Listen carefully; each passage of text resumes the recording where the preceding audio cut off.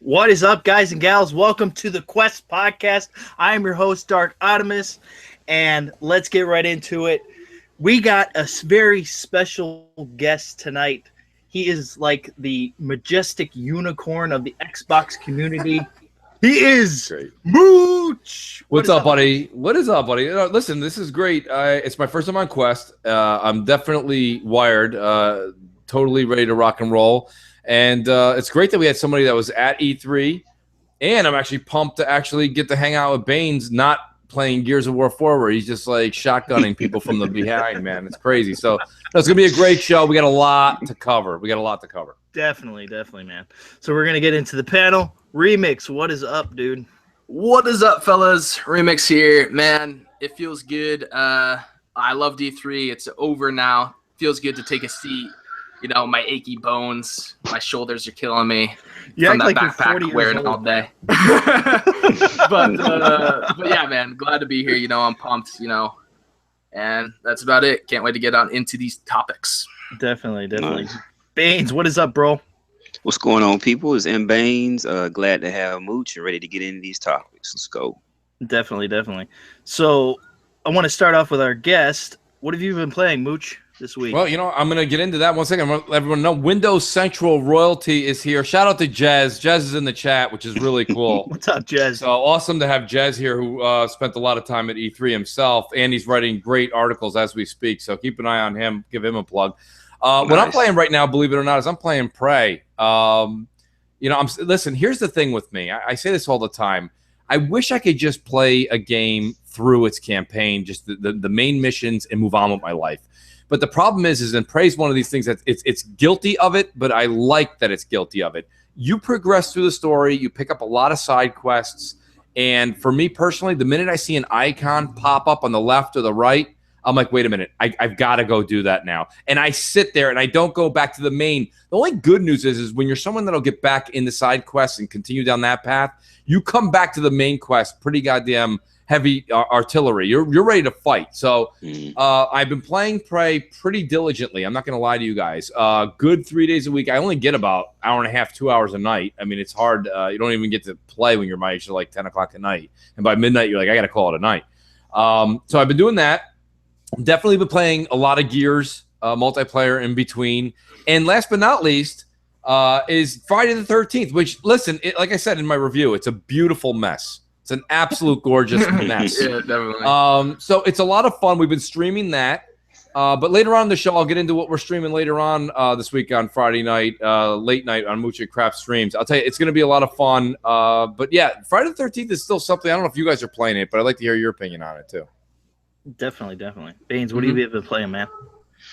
I finished up Sunset Overdrive, finished up Little Nightmares, and now I'm playing Wolfenstein. So nice. Great lineup, bro. Yeah, that's a good lineup. Looking forward to part 2, so I'm trying to go ahead and get through the first one. But the game the story is pretty deep for that, and it's a nice shooter. So right, Now, did you play Old Blood yet? No, I haven't played Old Blood. I figured I would play that after. I might not see. A lot of times, man, I don't play those DLCs. I'll just play the main story. Well, it's like a full-fledged Yeah, but still, I'll just probably move on from that game to part 2 and just keep it moving. Right. Yeah, I can understand. It's like it's basically a prequel to Wolfenstein New Order, anyway. So and they went in like a totally different direction with that one. Then it's like some zombie type thing with that one. Yeah, so towards the end. Yeah, I'm straight on that. Before I get to our E3 insider here, I've been playing mostly Friday the 13th. I played a little bit of Friday the 13th with Mooch. I played what else did I play? I played a little bit of MLB The Show, of course. Got to do my little player career there. That's about it, man. I haven't had time to do much in the past week or so. Been busy.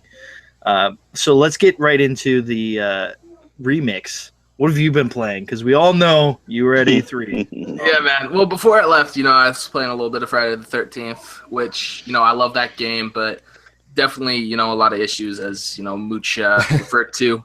And I was playing a little bit of Battleborn 2 Battleborn too, Battleborn as well. Just trying it out, giving it another shot again. I was actually having some fun over there. But then down here at E3, I tried out some Crackdown 3, Lawbreakers, Far Cry 5, some Agents of Mayhem, Assassin's Creed Origins, Destiny 2, and Battlefront 2. Oh, I got a lot of questions for Nice. you, buddy. A lot of questions. I'm supposed to be the one getting the questions, but I got a lot of questions for you. That's great. Yeah, man.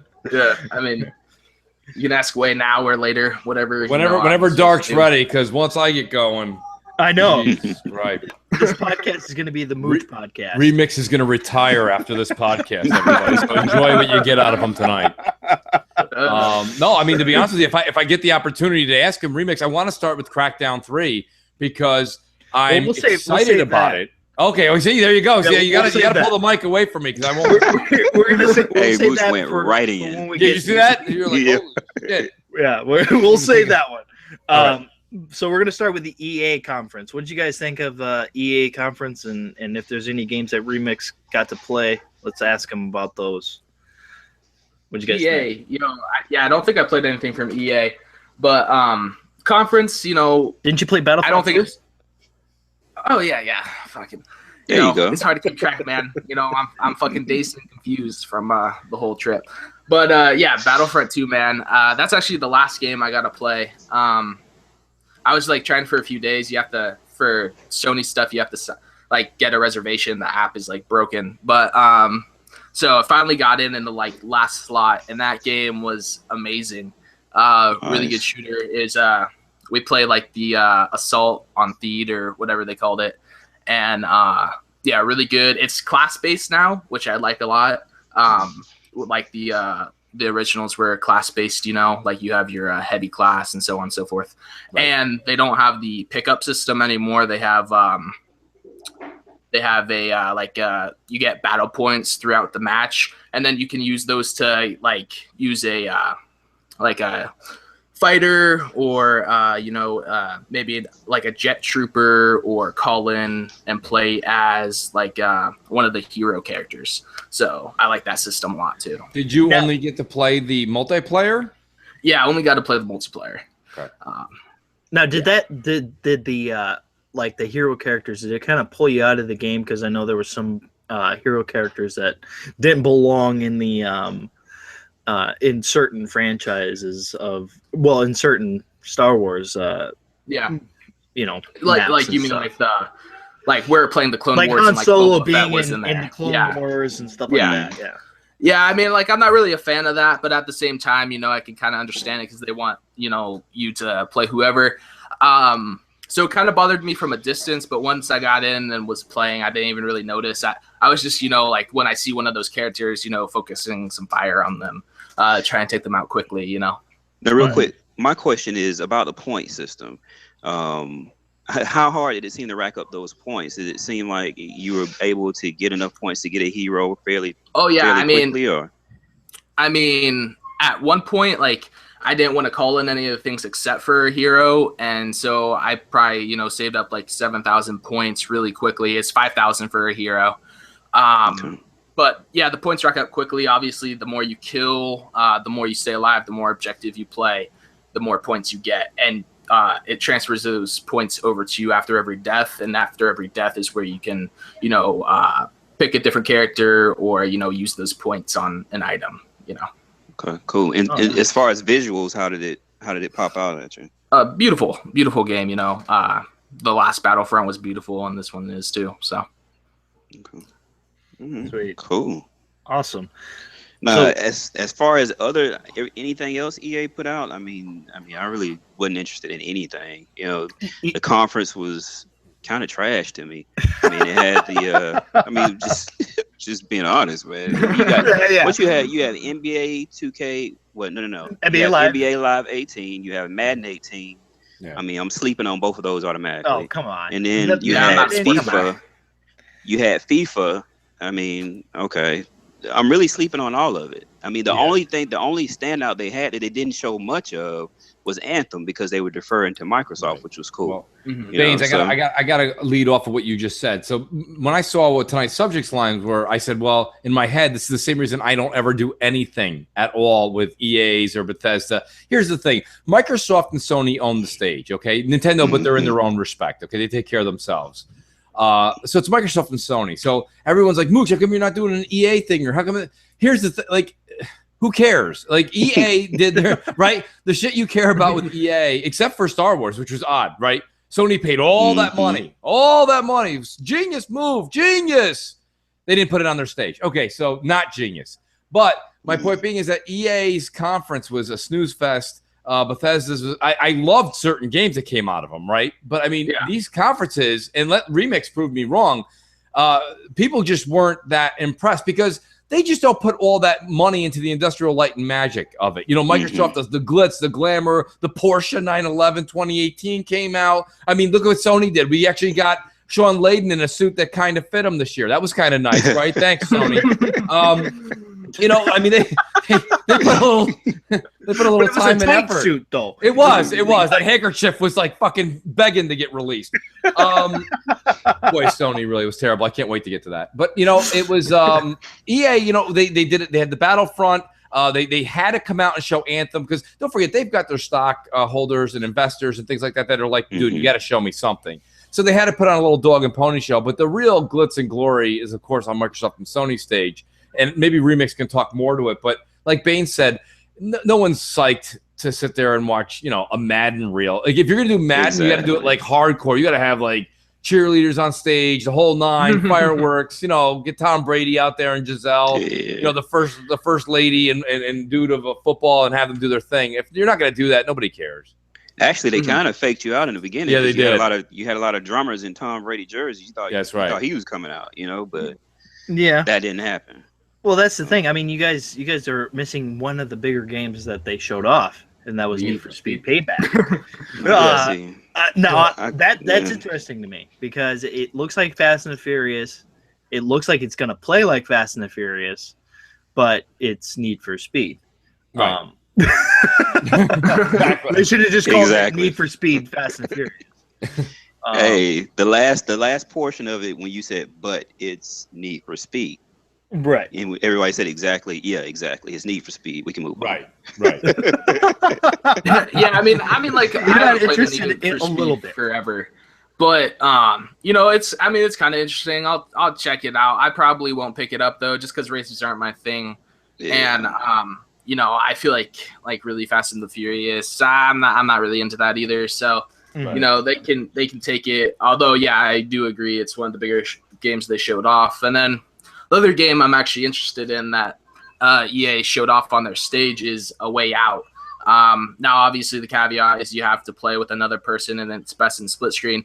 But overall, the game seems really interesting, and you know, I'll definitely pick that up and you know, play with a buddy or you know, maybe play with my sister or something. You know, co-op on the couch because that game looks like you know, like it's different. It could shake things up, and so I'm pretty interested in that one. Okay. Sure. What letter grade would you guys give EA's conference? We're gonna start with Mooch. Oh God, shit. I mean, I'm gonna give them a B because there are games that they showed that I want to play, right? So I'm not gonna take away credit for the hard work they've put in all year. But I mean, there should be 2 grades. What grades do you give the games they showed, and then what grades do you give them for stage presence? Yeah, exactly. Stage presence is like a C, you know what I mean, or maybe a C minus. You know, I mean, it is what it is. The thing is like it's how do I put? Okay, ready, guys? The Grammys, the Oscars, okay, the Emmys. These guys all have a half hour to 45-minute pre-show that's all on E! Entertainment News. That's before the actual show that's on ABC at 8 o'clock.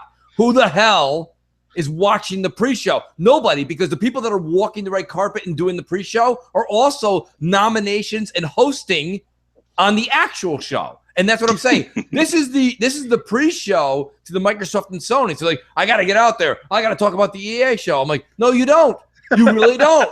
You know what I mean? You can show up at 8 o'clock when the show starts. That's when Microsoft takes the stage. You don't have to show up for the pre-show. Nobody cares about, what's her name there? God, I'm trying to think of. Justine. Yeah, Justine. Thank you. Justine, one of my favorites, by the way. Shout out to Justine, her 2 million followers, her 8 million subs on YouTube, and nobody knows if she's into cooking or video games. Nobody has any idea what's going on. But she looks good doing it, so God bless her. When I saw her on stage sitting there, I was like, oh, Mooch is going to have a field day with that one. Oh, well, she's, like I said, she is in. Do you notice you want to talk about a good old, it's not a boys club. It's a good old California club. That's what I like to call it. It's a California club out there, because you see the people that are doing the shows, they don't have half the passion that YouTubers do. They don't have half the passion that we all do. That's true. We're doing this stuff 3, 4, 5 times a week. We're gaming. We're doing live streams, this and that. There's a lot of streamers. I'm not talking about just the people you know. I'm not talking about me.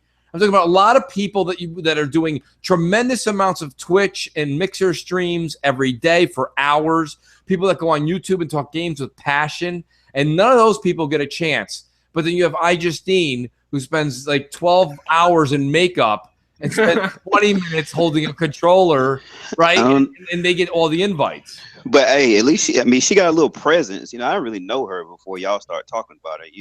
Right. But nobody does. The streamer. As far as talking about streamers, they did give that one streamer guy. He had glasses on. I don't know his name. He didn't know what the hell was going on. So that may be why.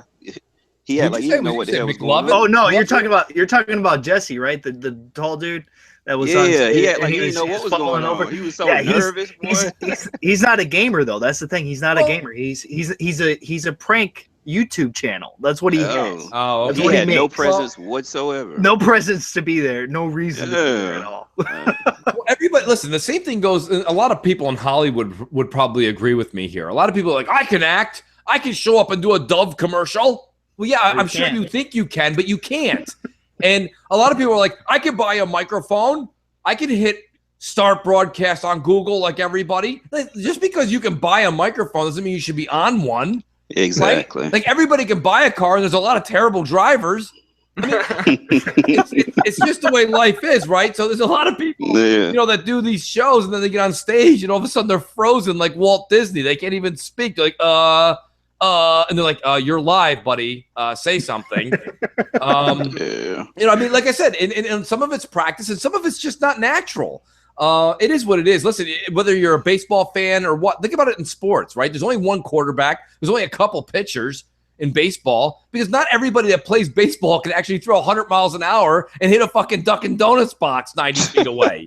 Not a lot of people can do that. It is what it is. So just because you can buy a mic doesn't mean you should be on a podcast, or doing TV. It doesn't mean, I don't know. So that's my whole thing. So that poor Jesse kid, whatever he's good at, I say stick it with what you're good at. You don't have to on stage. It is right. Yeah, for sure. Gating off of EA, because we kind of went a little bit too far on that one. Hey, you didn't get me a remix score? Yeah, you got count? Baines, just hold up a D or a middle finger and move on. Who gives a shit? I want to at least say mine. Oh, go ahead. Hey, I'll give it a C+. Let's move on. There you go, Baines. I'm with Baines. That was great. Here we go. I'm gonna give it a B-, just because I thought it was a little bit better than some of the other. That is true. That's why I didn't give it a D, actually. Yeah. Basically on the games, though, not the presentation. No. But what did you guys think of the Bethesda conference? Talk about fucking presentation. Oh my god. Yeah, see, this is where I get a little subjective instead of being objective, because the presentation kind of sucked, but the games, I was really interested in the games, and every one of them that they showed has a release date. And in this day and age of not getting release dates for just about anything, like, I don't understand that. It's cool to have one of these big publishers come out and say, hey, look, everything you see today is going to be playable this year. And so that's why I liked Bethesda's conference, actually. The presentation wasn't that good, But the fact that they had the games, I'm interested in the games, and they have a date for this year. That's a big plus.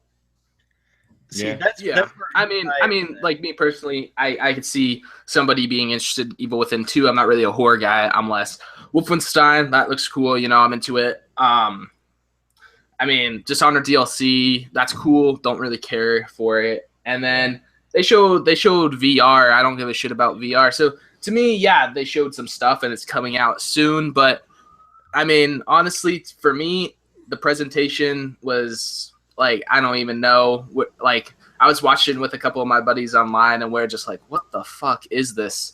Yeah, I was there with you. Yeah, you were there with me. And so overall, like, for me, I liked Bethesda's conference the least. And even though I'm interested in a couple things, the other stuff I couldn't care more about. So really for me, it was like they wasted like 40 minutes of my time or however long it was, and I would have been fine with just checking out the Evil Within 2 and the Wolfenstein trailers and been set, you know, because that's all they had. For me, that's where I have to beg to differ with Baines, is because they only showed us 2 games that I was like actually interested in, and that was Wolfenstein and the Evil Within 2. For me, that's not good enough, you know, especially since, you know, EA showed some pretty, you know, substantial meat there where I was all like, okay, yeah, I want to play that, you know, even though it's a sports game, Madden, I want to play that, you know.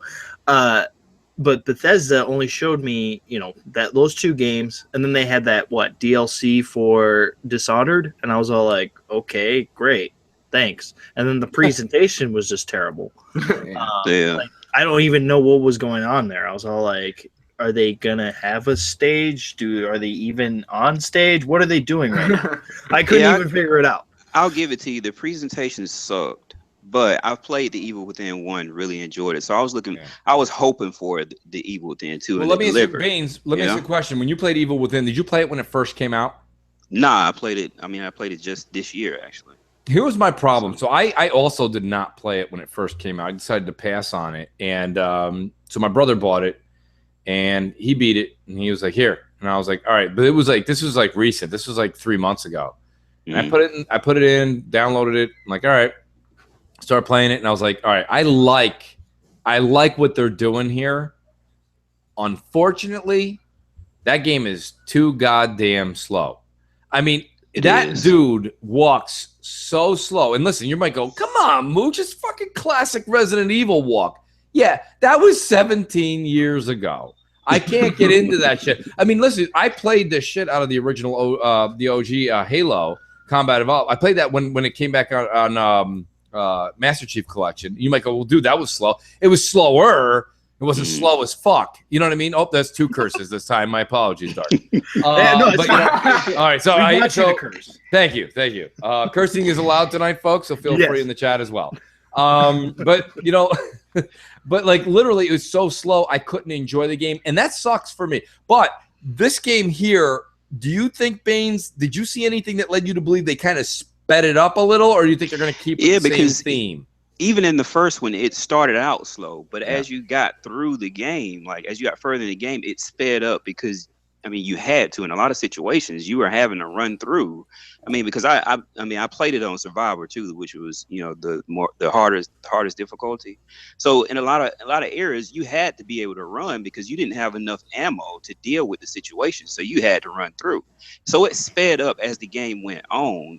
And I think this one will be, I mean, it looked like it will be better, you know? So, I agree. I mean, it was really freaky, man. I mean, the game was really freaky. I mean, they had some crazy stuff going on in there.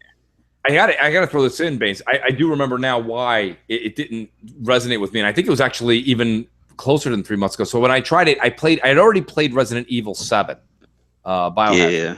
And by the way, so and you know what, Dark, I want to get back on subject because part of the whole thing I'm trying to go through here is Wolfenstein for me 2 years ago, I believe it was. Correct me if my math's wrong. The Wolfenstein game that came out was my sleeper hit. Mm-hmm. Okay. Then my sleeper hit last year was Doom. Yeah. My sleeper hit this year.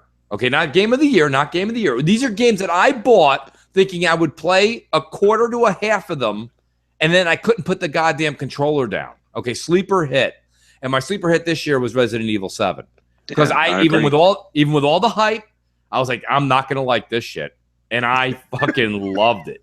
I did too. So I gotta say, and now I just want to say this: when it comes to Bethesda, again, forget the stage presence. We'll grade that later.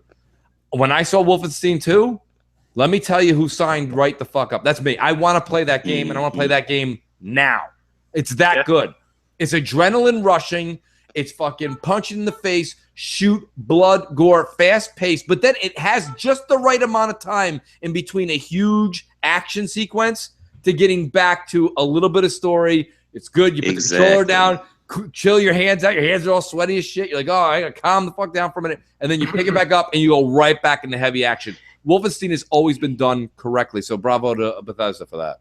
And that's the thing, right? With that type of game, you would think it would focus more on, the shooting aspect, but it had a nice, meaty, decent story to keep you engaged to go through from point to point.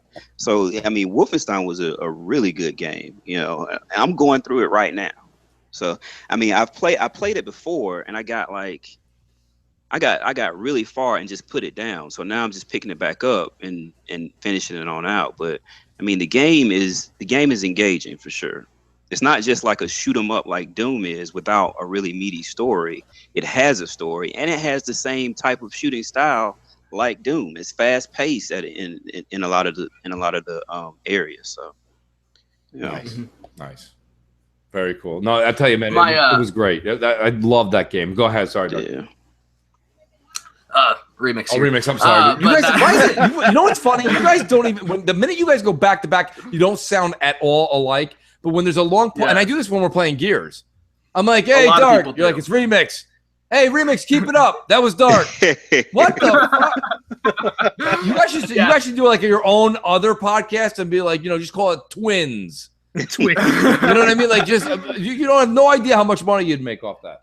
This ain't no a lot of people movie. do actually mix this up. You're not the only one. Man, it's amazing. I mean, listen, there's similar voices. That's the best thing about having an Xbox Live account. At least we can decipher who's talking.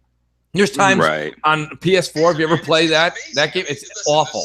It's awful. You can't even decipher who the hell. Crap has a distinct voice, and we're playing. I can't tell the difference between Crap and Noof when we're on PS4. it's like talking through a cannon rope. Go ahead, buddy. My bad, remix. Take it away, bro. Nah, but I was just gonna say, like, my last thing, like, another thing I thought of with Bethesda that I was also kind of bummed with their conference is that for a while now they've kind of been teasing. We have 2 or 3 games that are new IPs that are in the works, and I know one of their main ones that they've kind of been hinting towards is the one that Todd Howard's team is working on. Mm-hmm. So that's the other thing. I would have loved to seen a teaser or something for whatever Todd Howard and his team is working on, because that's the biggest bummer with Bethesda's conference for me is that there were no surprises. When that Bethesda theme park thing leaked, we predicted Evil Within 2 and another Wolfenstein game. Yeah. And then the VR stuff we kind of already knew about, and then they had some Dishonored DLC, which is to be expected. That's the other thing, no surprises, and so that's another reason why I think that theirs was probably the worst for me. So what grade would you give it then? Me, I'll give it a D. Ooh, a D. That hurts.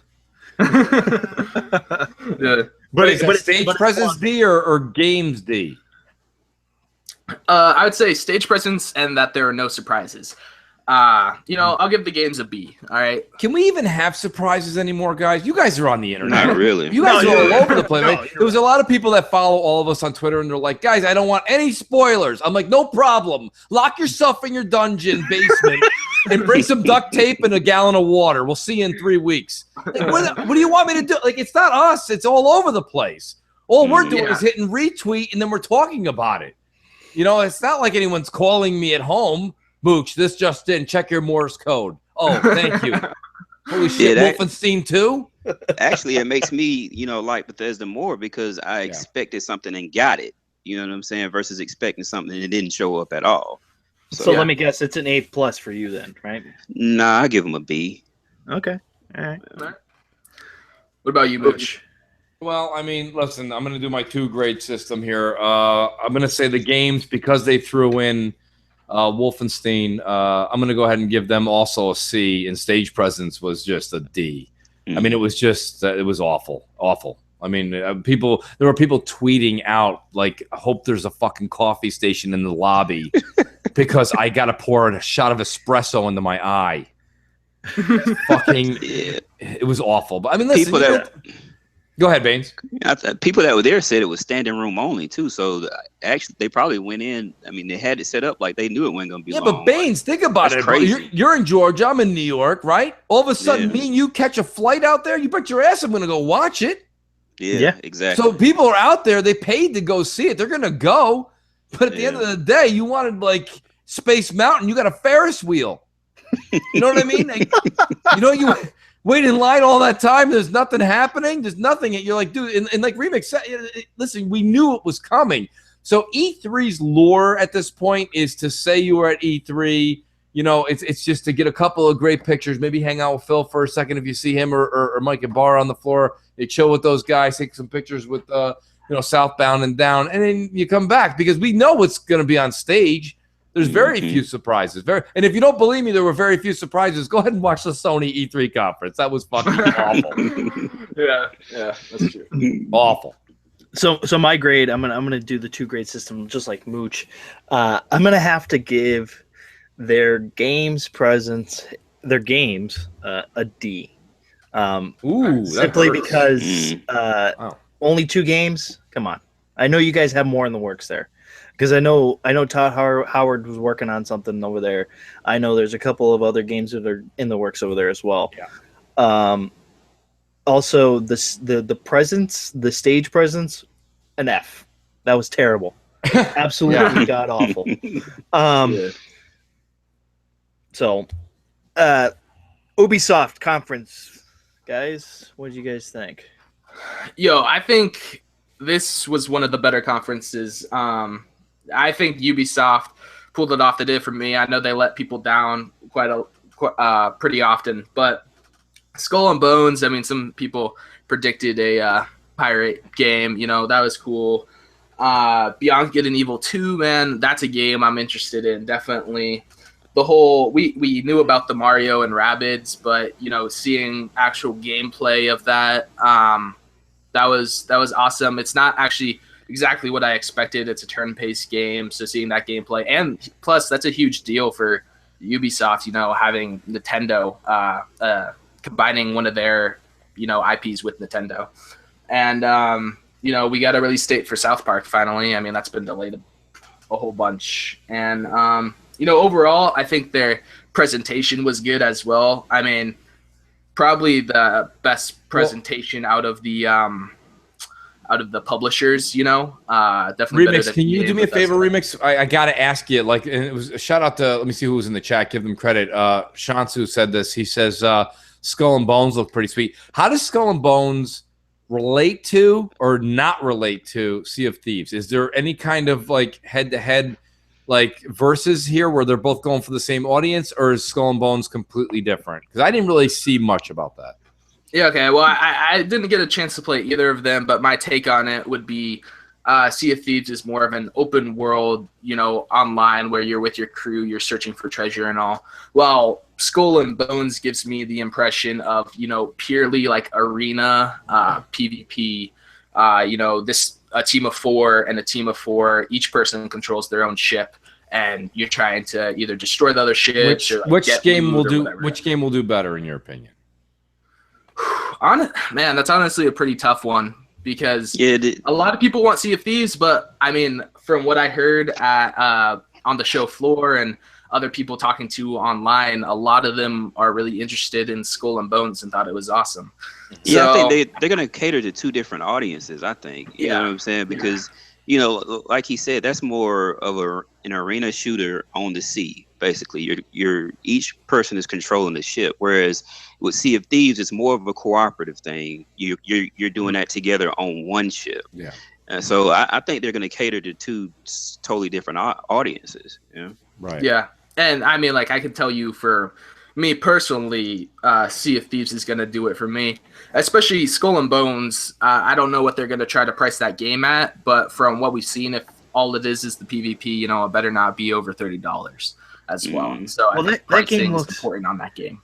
Skull and Bones looks like freaking For Honor with ships. That's what it looks like to me. Well, it's Black Flag, dude. It's straight up Assassin's Creed Black That's where Flag they took it combat. from. Right. That's where they got the idea. They made a game off of it, and we'll see how it does.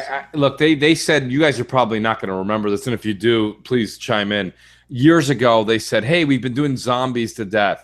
We've got to change the narrative. We have to do another genre and bring another one to life. And the big one that people talked about was pirates.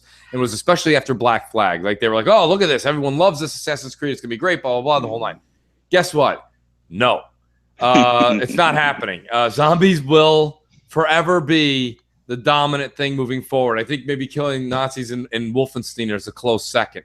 That's about it. That's about it. Like, realistically, that's about it. That's all there is. Like, those are the two themes that people seem to love to get behind in gaming.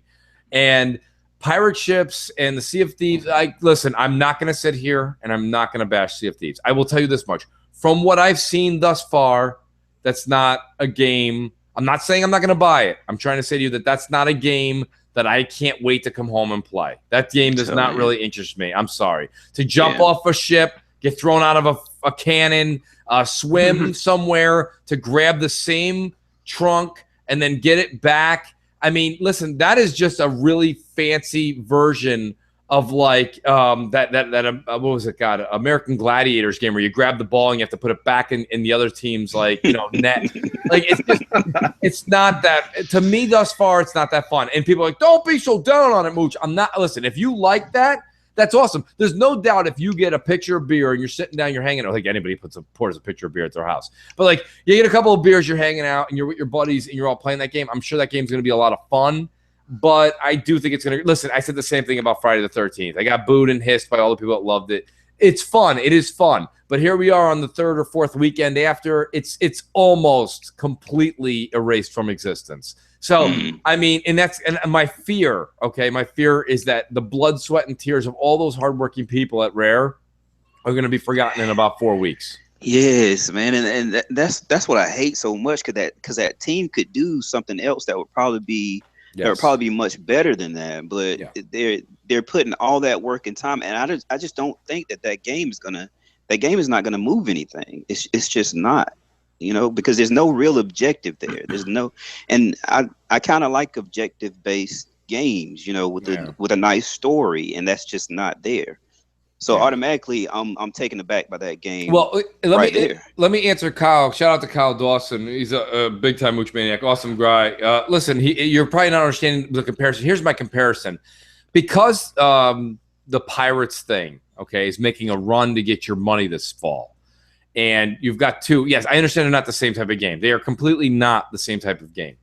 But what I'm saying is do you think when the fall comes, and granted we know that, Sea of Thieves is coming out in the spring, but it's still the same within a 6-month window. In that 6-month window, are you going to go spend $65 after tax on a pirate game and then like 3 months later be like, oh my God, I need another pirate game?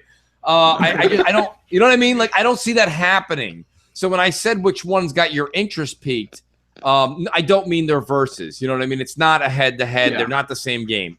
But in my opinion, because they're both pirate, I'm not going to play a pirate game for 3 or 4 months and then Jones to play a pirate game for 3 or 4 months. No, so, I agree with you. You know what I mean? Like, you kind of shoot yourself in the foot when you go for this kind of crowd. And just to get, so I wanted to answer Kyle's question there, but moving on from that, I'm petrified of the fact that Sea of Thieves is just going to be to some of Microsoft hardcore, and it's not going to win over an entire audience like Microsoft is hoping it will. Right. Mm-hmm. I have to agree with you on that one, Mooch. Sea of Thieves, I was in the alpha. I have no interest in it at all. Right. Skull and Bones, I have no interest in it at all. Me neither. I'm just like, give us a pirate game that's like freaking Pirates of the Caribbean, the first movie, then we'll be happy. Right. But if you can't do that, then just stop. Right. I agree. What else did Ubisoft have? I mean, they had that Starlight game. 2018, guys. Hey, that's something Trash. different. They actually cruised by that though. At least I mean that's a lot of people's No, they big did. complaint about them. They cruised by it. You know, they had a little dancing song, and then they're like, Yeah. "Yo, it's coming out this year. Peace out." So, Yeah. I mean they had Far Cry 5 and Assassin's Creed, obviously. Yeah, those are the only I gotta two I'm play both interested in. those. If you guys have any questions about those games. Yeah. But, What did you think of Far Cry 5, man? I really want to hear your thoughts on that. And then, of course, I want to hear your thoughts on Assassin's Creed as well, because you know I'm a Yes. huge Assassin's Creed fan. yeah. But let's go with Far Cry 5 first. All right, so start with Far Cry 5. Yeah. I thought it was really awesome. Another beautiful game, you know, set in Montana. Not too much different from Idaho, which is cool. And you basically the demo was you have a little town to liberate. Basically, you got to kill all the bad guys, right? You can have one of three partners in the demo. Boomer, the dog. I think Grace is the sniper's name, and Rise, like a guy that drops bombs. And so they basically, you give them orders, and you know they go and do whatever their specialty kind of is to do. There's a few different ways to go. And I like the game. The demo was really short, though. Like, you could play it through a couple times if you did it within their time limit. And the town was real easy to liberate. So I'm hoping in the full game there's more depth. I'm hoping the AI are more difficult. You know, they may have had it on an easier difficulty for, you know, people to try it out. Mm-hmm. But lots of different ways to go. You know, like one time I went in, I picked up some armor and a shotgun, and I went in with a shotgun and a bat with like you know, the American flag on it, and just went in guns a-blazing and hitting people and throwing dynamite. And then another time, you know, I kind of stayed back and picked people off with the AR. I didn't have a chance to try to go in stealthy, but that's another thing I want to try out in the game, like how stealth can you go, you know. Okay. But overall, it was good. Did you get into any of the lore within that short little time that you had to play, or was it just more just action? Nah, it's just really, you know, action, liberate the town, and that's it. They had like a little quote from the father, and those 3 cutscenes for like Rye, the woman from the bar, and the preacher. But we've already seen, and that's it. Yeah. Yeah. All right. Move on to AC. Tell me about some AC. Definitely. All right. Assassin's Creed. At first, it took me a minute because I'm not used to the control scheme on that. I haven't played in Assassin's Creed since like the third one that came out since Brotherhood, and they switched some of the controls around. So I had to get used to that. But the combat was good. You know, you kind of there's a dodging mechanism. I don't know if they have that in the other ones, but you like press LB to like you press LT to lock on, and then LB to like look at them, and then you can press X to like dodge about. Combat was good. Another beautiful game. You went to the ships to like kill some guys on the ships, and then dove in the water to get this artifact and give it to a guy. They actually had more of an open space, but time didn't allow me to really try and do any of the other objectives that they might have had around. But, you know, yeah, good Assassin's Creed, you know, beautiful again. Creed, I think you'll like this game. You know, any other specific questions? I don't know. Well, the combat on Assassin's Creed, from just looking at it, you know, watching several gameplay videos, it kind of looked kind of stale. Was it more fluid when you played it, or what? Yeah, I mean, I would say it's like typical Assassin's Creed combat from the ones that I've played, but you know, I think the dodge mechanism is new, so they have that, and you know, you have your heavy guys. You can go into kind of like a shield mode where you hold up your shield and, you know, you go at them with your sword, kind of like more of a defensive mode. You know, you have your arrows. I could walk up to like a little pit of fire and light my arrows on fire and do more damage to enemies, or blow up like these little red pots of like gunpowder or whatever they were, you know. Okay. Sounds interesting. I'm excited to jump into Assassin's Creed Origins. I have a quick question about AC. Do you think that you can tell the difference in the quality of the game that you played, that they took an actual year off and it was well worth it? Or do you think it was just an absence makes the heart grow fonder, and all of a sudden you're a little bit more into the Assassin's Creed thing because you didn't get it last year? I mean, this is also coming, and I don't want to be, there's a ton of games we're about to talk about as you get to the next two conferences that I can't wait to play. So I don't want to sound like Debbie Downer, but I've never been an Assassin's Creed fan generally. So this whole game didn't interest me any more than the other 75 Assassin's Creeds. So like, I mean, I know, right? I'm sorry, guys. I'm sorry. Listen, I'm not gonna shit on it. That's, you guys like it. That's great. It's a quality game. It's a quality game. It's always been a good game. I know Unity had a couple of bumps, but it's a quality game. So I'm not gonna bust its chops. But all I'm saying is, do you think that maybe they needed the extra year? They put a little extra like emphasis on stuff, or did you be like, oh no, it looks like it was just status quo? Yeah, well, I haven't played the most recent ones, so I don't know if I can necessarily give the best, reference to those. But I mean, the game is beautiful, so I don't know if graphic quality was an issue in the other ones, but the quality of graphics was obviously there. I think in terms, a lot of people's gripes are with the side quests don't have much depth to them. They're kind of just fetch quests. Mm-hmm. So obviously, I think you'd have to play the full game to really get into that. I don't know any other gripes that people have with the other games. Nice. I mean, like my overall, I don't think you can necessarily answer that off the demo, other than it looks beautiful and it played well. Okay. Okay. Cool. All right. So, what is your guys' grades on Ubisoft's conference? I'll give them a B+ for both presentation and games. Okay. Mooch? I'm going to go ahead and give them, I mean, again, their games for the most part didn't interest me much at all. I'm going to give the games themselves probably a C+ and, a C for their stage. I mean, like I said, this is like judging Joan Rivers before the Emmys. You know what I mean? How was Joan Rivers back in the '90s? God bless her soul now. But I'm saying it's the pre-show. It's just like it's really hard to judge crap. I give him a B+, man. B+? Yeah. On both ends or just the games? Yeah, just all of it. I've been doing mine for all of it, so B+ all over. Yeah, I'll definitely have to agree with you on that one, Baines. I'll give them B+ on because they showed us one game I've been absolutely waiting for a long time, and that was Beyond Good and Evil 2. So yeah, that game's really got my interest.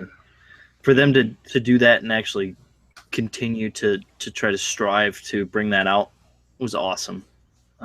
So props to Ubisoft for doing that. Tell me something. Is the first one even worth going back and trying to play it? No. I think this one is supposed to be a prequel, right? If you do play the HD version, yeah, that's what I have. But honestly, because this is a prequel, you probably won't get much from the first one. I mean, it's a great game. The first one, but I keep hearing how it's supposed to be so revolutionary for gaming and yada yada yada. Back then, yes. back when it was on the original Xbox, it was awesome. It was the new thing. It was like, wow, they did so much to it and made it so. The story was really good. The mechanics were spot on. For the time, the graphics were pretty good. It's a little cartoony. It kind of reminds me a little bit of what's that game? Banjo-Kazooie, kind of in a way, I guess. In terms of cartooniness. I guess that's why I missed it, because back then on OG Xbox, I didn't really play games that seemed cartoony or kiddie or had like crap like that, and I just didn't play them. You know what I'm saying? So that's probably why I missed it. It wasn't as far as Banjo-Kazooie, though. Banjo-Kazooie's kind of way too kiddie. It was a little bit more of a darker type of.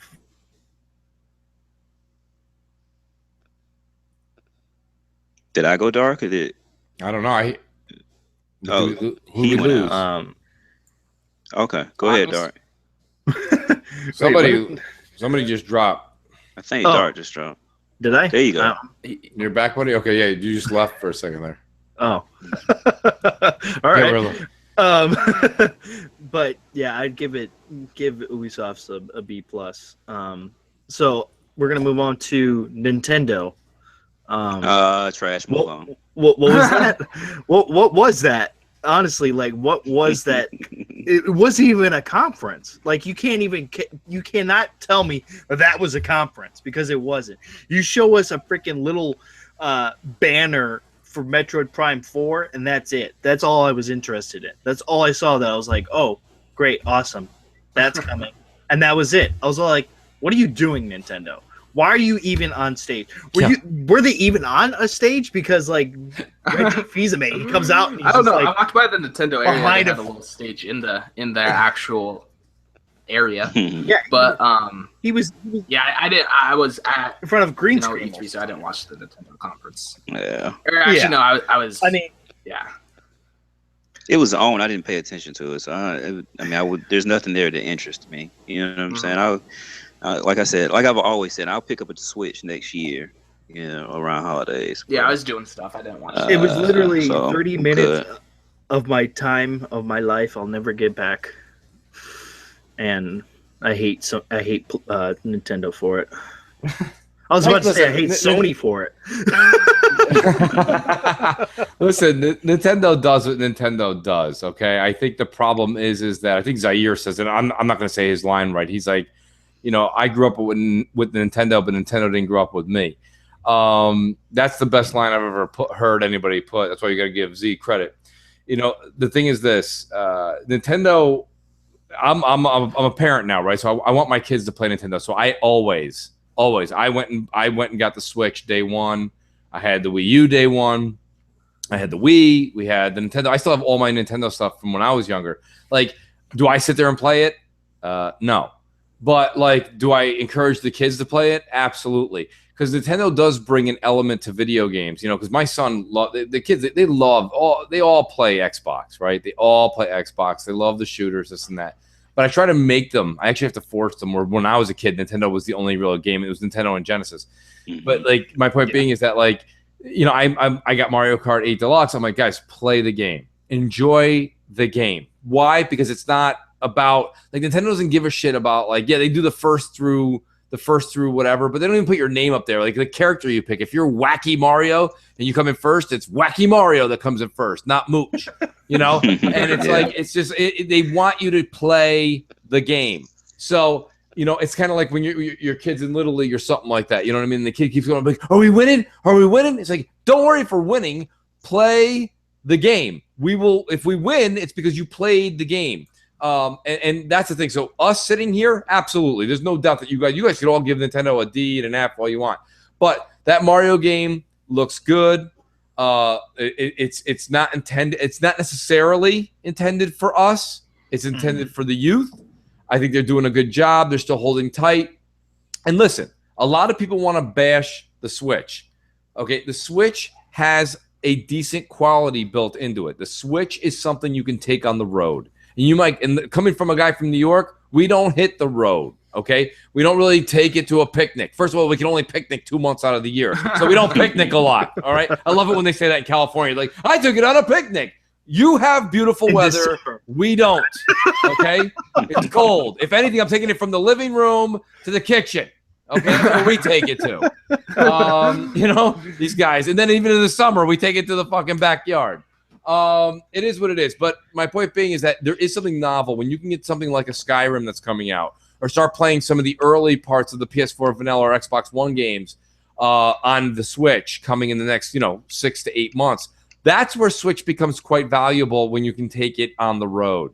So Nintendo's on to something with its portability. It's just that it's not it's not in the same league as PlayStation and Xbox right now. And Mooch, you bring up a good point. I mean, at E3, I saw quite a few people with Switches, playing on their Switch while standing in line, waiting, for the next game that, whatever they're about to play.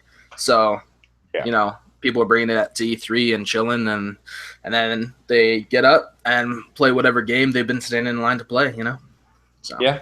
I mean, like I said, they did a good job with what they showed. I mean, because you might go, well, what are you talking about? And people got to stop all this nonsense with Xbox only shows Halo, Gears, and Forza, and Mario and Zelda is all that Nintendo shows. Well, that's all. What? Yeah.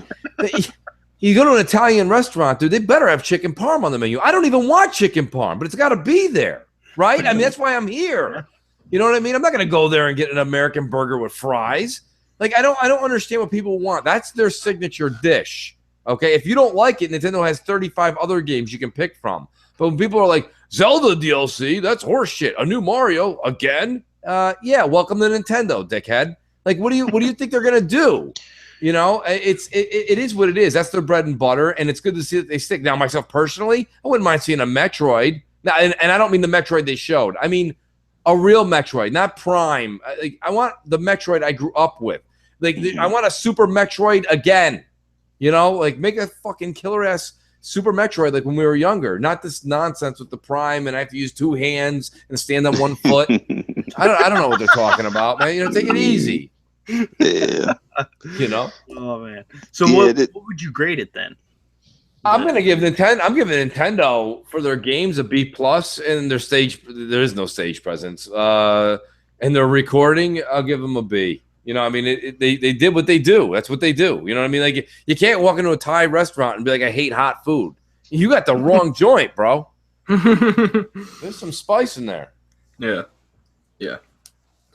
I'll give him a C because I'm just not interested right now. You know, like I said, I'll be interested later on, but just right now, it's just not my deal. Yeah, I can't grade them because I didn't catch the show. So, you know. Right. I'll give him. I don't blame you. I'll give him a C-, just because Mooch is right about the games. Because I mean, you know, they're going to show, you know, a lot of you know, what they do best, and but that stage presence, that's definitely an F. There was nothing there. There was no stage. It was just a green screen with Reggie. So moving on to the meat, the stuff that people have been waiting for, been craving for this whole night. We're gonna start with PlayStation. What did you guys think of the PlayStation conference? I'm gonna start with Mooch though. I want to hear what he has to say. Oh wow! Well, let's see here. Where do I begin? Oh look, this podcast has been longer than their E3 press conference. We're going to be here all night, just so you guys know. Yeah, there's a lot of things wrong with what they did. First of all, Microsoft, there was a rumor that Microsoft's E3 conference was going to be a few minutes short of 90 minutes, and they actually went over by 20 minutes. So the false gaming media, thanks, gaming media, you're useless. They came out and said that about Microsoft. Microsoft proved them wrong. Sony's conference was exactly 31 minutes short of 90 minutes. And the media had absolutely no issue with it. Absolutely no issue at all. The other thing is, I don't know how many people listen to me all week long when I'm on the other shows, but I said that in case you're wondering or in case you have to work a late shift, you're not going to miss shit because it's just going to be the E3 2016. Look, we're all gamers. We've all been paying attention to this. We all YouTube for a lot of years now. Hear me out. We know that when a company comes out and shows you, like Sony did last year, 5 or 6 new IP, okay, and none of them, and I mean none of them, come out, that when the next E3 comes, they're not going to be like, well, we have those that we haven't done. Here's another 6 new IP.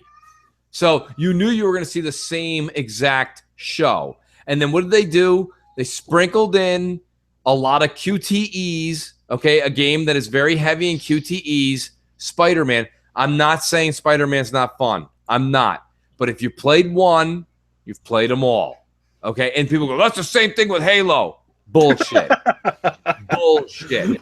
Okay, because Halo is not a QTE, okay? It's know how to shoot or you die, okay? And if you play multiplayer, good luck being competitive.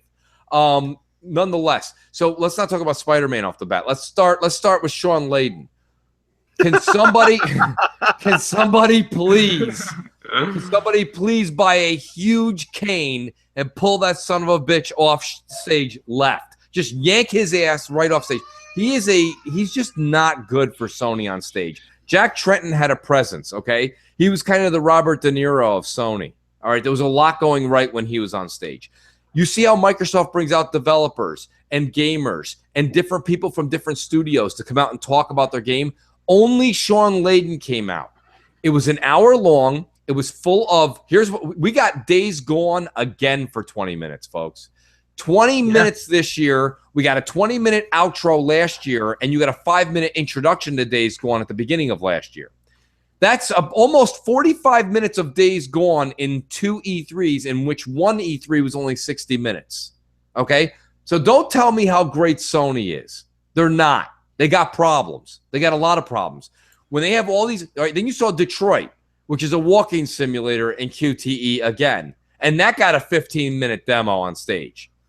You saw nothing catered to the indie folks.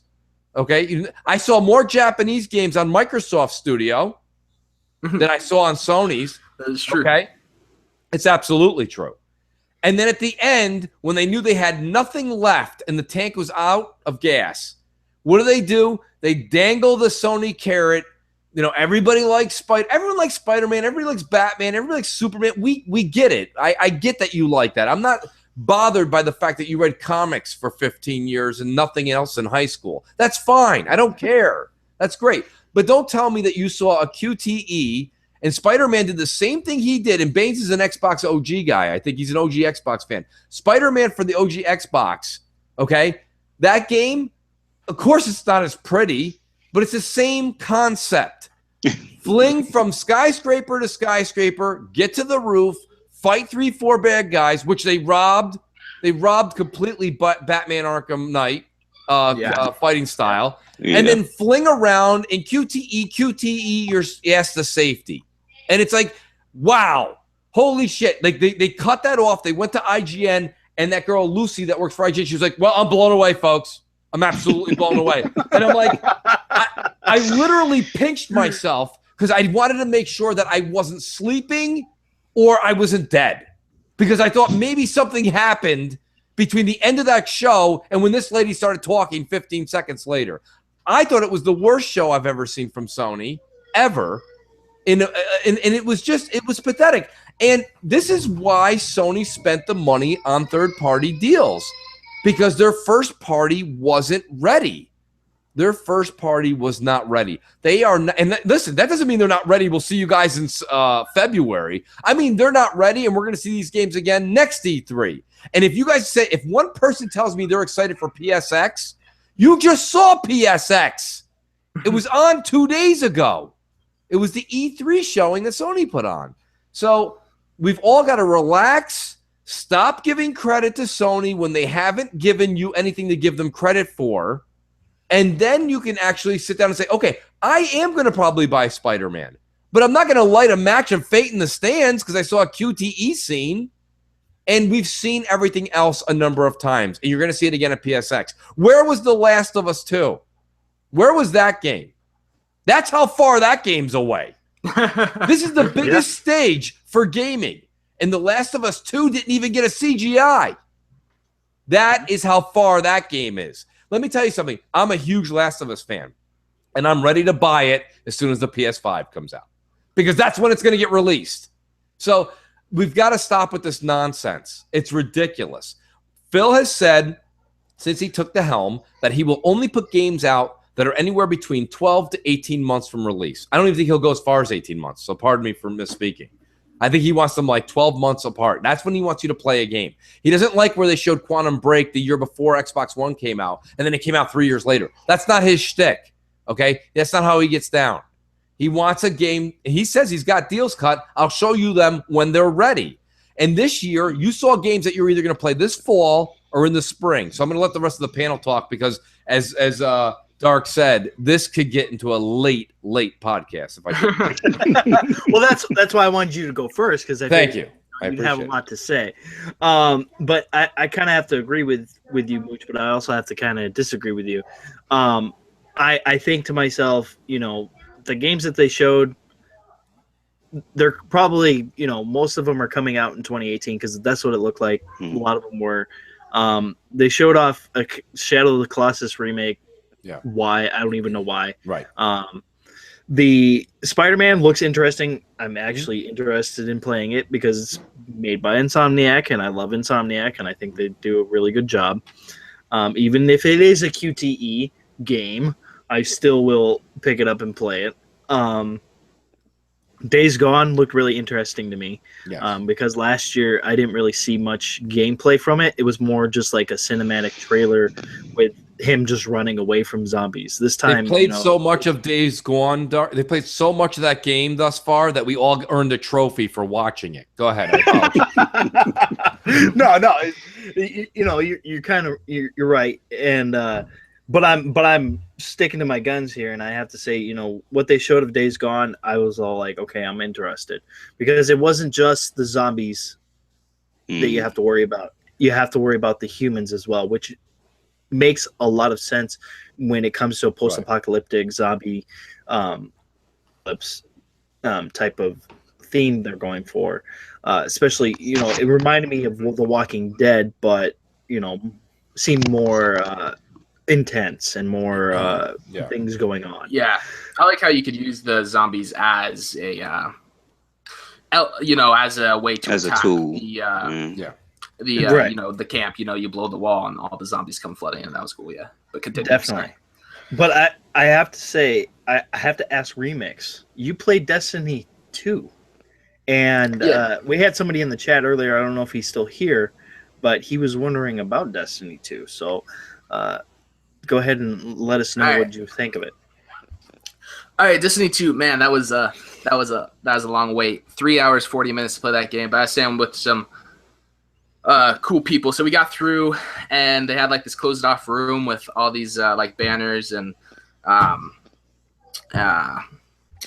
statues or whatever. That was cool. But the actual game itself, man, I was playing with the guys I'd been standing in line with for the last few hours, and it was great. My first Destiny took me.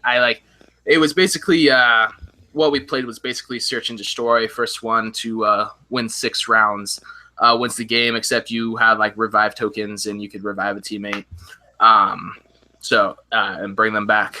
But the gameplay was tight. All I got to play was multiplayer. They had I think they had a raid going off in a different booth, but I couldn't get a reservation for that.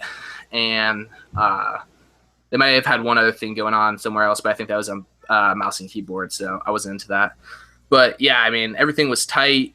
And I talked to one of the devs for a while about like he worked on the subclasses and the abilities and stuff. So kind of learning about that stuff was cool. Seems real interesting.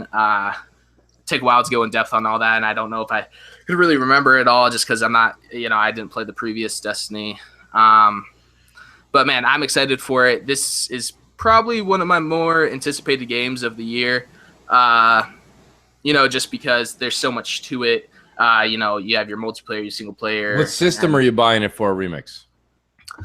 I'm probably going to get it for Xbox just because that's where my friends are, But, like, if Optimus, if he buys it on PlayStation, I'll definitely go. No, I'm not buying it on PlayStation. No. But I'm just saying. Because I got that X, man. That X is coming, so then X is going to give it to you. Yeah.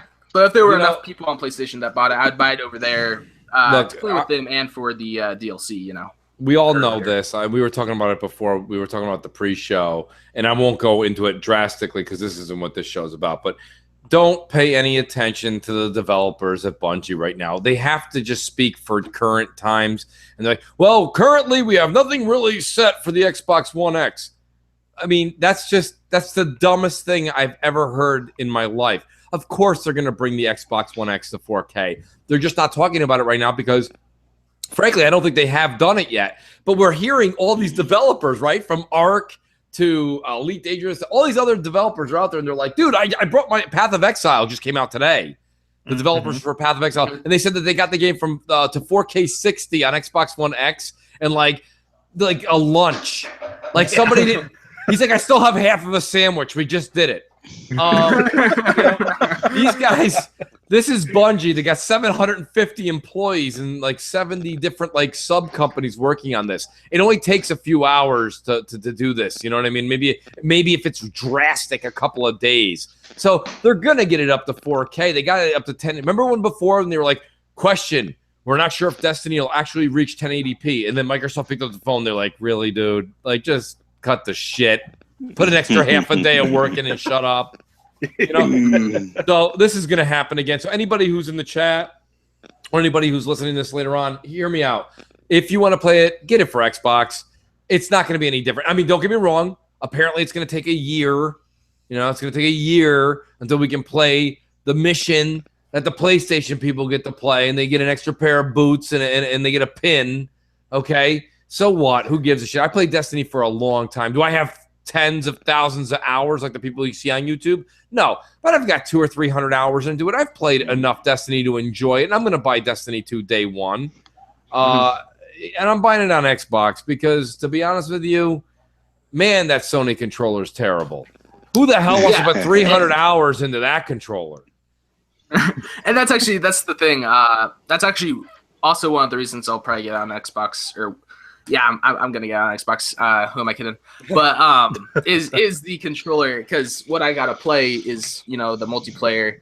And I'm a competitive shooter guy, and I need my Xbox controller because I had to play that on PlayStation earlier, and it's a little bit weird, with the left thumbstick joystick down in the middle area. So definitely, so for that aspect of the game, I definitely would have to play that on Xbox too. So. Yeah, awesome. Yeah, that's the thing. Like the conference was very, it was just rehashing of what happened last year.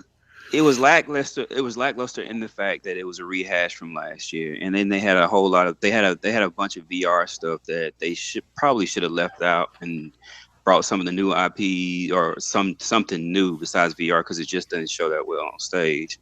But I mean, they're so committed to VR that they need to give it some airtime, I feel. Either way, I mean, they didn't need to give it that much airtime. It had a substantial part in there, which it did. I just don't think that they should have done that. The gameplay they showed, I mean, they brought the same games back, which was, I mean, it was really lazy. You almost got to think that, did they make this show thinking that, okay, we got this anyway, so we'll just give you the same shit? But I mean, at least they gave you some gameplay, and as far as what we know, the games are coming out next year. And if they do all drop next year, that'll be pretty substantial for Sony. But other than that, I mean, the conference wasn't. I mean, I was surprised that it was as bad as what it was. I was surprised by Sony. Well, you know what it is? Baines, we got duped. Okay, we got duped, and the gaming media really got egg on their face, because what you just said, you have to understand. They showed you the same shit you saw last year.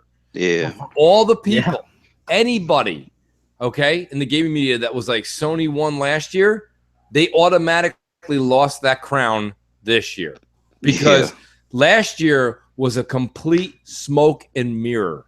Anyone that stood up, lit a match, clapped for last year's E3, Sony's E3, you got duped. Because you watched the same show this year. You could see it in the crowd too. There's like no response in the crowd. It's almost as if they were going to sleep. Like, really, and several times it seemed kind of odd, because it's like he said something expecting some type of cheer, and didn't get anything.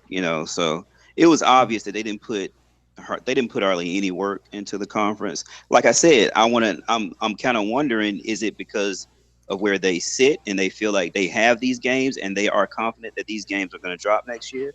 Because like I was telling these guys, God of War and Spider-Man, they are system sellers. You bundle them up and they will sell systems. Not Days Gone, because it's a newer IP. Right. But God of War and Spider-Man will move units for them. And so I'm thinking, like, well, maybe did they do this? Number one, did they do this because they're looking at PSX? And number two, did they do this because they're thinking, well, we have these big hitters for next year, and they're going to move some units anyway for us, so we don't really need to put that much effort in. So it was, I mean, I don't know. They started the show with 2 DLCs. That's true. Like, do you understand how bad that is? Yeah. Yeah. What the hell is that? You start the show with The Last of Us, or end it with The Last of Us. Knowing what we know, Monday Morning Quarterback, knowing what we know, ending it with Spider-Man was the way to go. Start it with The Last of Us 2 trailer or CGI or, more bullshit you're going to throw at us. That the game's not coming out forever, but it doesn't matter. They're smoke and mirrors Sony. They could have done that, and people would have been like, oh, my God, this is great. Like, that just goes to show you how far behind they are in development. Yeah, and to be fair, they're probably going to show that at PSX more than likely. That's crazy though. Did you hear my? I don't know. It is crazy. It is crazy. Listen to me. Do you understand that E3 is like opening night in the theaters, and PSX is like when somebody goes, "I got a large projection in my yard. Come on over tonight and bring a beer." I understand that, but hold up, because there is a prevailing thought that E3 is moving further and further down the loop. Even Mikey Barr had a tweet today. I know, I saw which, it. Yeah, and he was asking like, basically, should we pass on E3? That's what I took from the tweet. You know what I'm saying? So it's starting to fall further and further down on the totem pole. That's why they're opening up to the public, because they know this. You know what I'm saying? And so maybe Sony is thinking that same way. Like, we're not going to put all of that into E3. We're going to save it to our own show. Listen, if Microsoft pulls out of E3 and Sony has that stage to itself, that's not going to work. The only time that Microsoft can actually do that is when Sony decides to pull, then he can pull. Because let me tell you something. Only one company called Apple shook the headphone jack out a year ago and said courage, okay? Microsoft being like 20-something million consoles behind can't be like, you know what we're going to do? We're going to ignore these 50 million cameras right now. Yeah, they need to just have their own show, period. But their own show. But here's the thing, though, Baines. Listen, the E3 show is massive. It is massive. It gets attention because it's E3. And you remember Ubisoft and EA and all these guys? They all left E3 last year. Remember, they didn't all do these shows like 2 years ago or something like that? Like, we're out. We're out of here. Guess who's back? Back again. Hey, you know what I'm saying? Come on, man. Listen, look, you can't leave. PSX is literally like it's a baby show. It's a baby show. The past 3 PSXs, take the Last of Us CGI out of there. We've seen Fat Princess and a snippet of Street Fighter V 2 years ago before it came out to its dismal shit showing. Okay, like nothing came out of PSX. You're like, dude, fuck E3. PSX was where it was at. That's where I first saw nothing. You first saw nothing. You can't even finish the sentence. Nothing. Like, you can't leave E3 yet. That's what Mikey Barr. I don't know if you guys saw when Mikey Barr put that out. I wrote to him. I said, Mike, okay, you can either do both, because Phil said doing 2 is redundant. Because he goes, we put a lot of work into E3, which they do. That's a lot of work to do that hour and a half. And that stage. look at that stage, dude. That stage is like $3, $5, $10 million. I don't know how much that stage. You see Sony's stage? Well, no, you didn't. It was a red curtain. And a screen and a projector. Speaking of the stage, Game Down Sights. He plays. Shout out to Game Down Sights. He wore a M&C Mornings t-shirt all fucking weekend. God bless that man. Hell yeah. Yeah, but he got into FanFest, and they actually came out on stage beforehand and told them like they didn't have a 4K screen of that size, and so they had to have a specially hand stitched screen for the E3 event Xbox. So wait, where did what? Say that one more time. They had to have they didn't have the 4K screen of that size at Xbox's E3 stage, so they had to have a new custom-made, hand-stitched 4K. Let me explain something to you guys. That's called cash. Okay, that's called cash. You know what Sony had? A fat man in a little coat. Okay, that's what Sony put on stage. Okay, and that is the same curtain that Liberace came out to. Hey, they had some people hanging from the roof, though. They had that, right? Yeah, they had some zombies. What you didn't realize was that was Andrew House and fucking what's his face there, Mark Cerny hanging from the top up there. Sorry about that. Can Sean Layden's clothing get any tighter and smaller? Because every time that guy comes out, it's tighter, smaller. Did you see him the last time he came out before he said Spider-Man and this and that? He was licking his fingers like there was a buffet back there, like he was eating chitlins. He's like, oh, I'm sorry, you guys are still here? Oh, check out Spider-Man. We got a buffet in the back for us. And we're just reaping off the benefits of you assholes that love this shit. All right, see you guys later. Thanks, Sean Layden. Thanks for coming out. Jackass. My shots on the show real quick before we move on.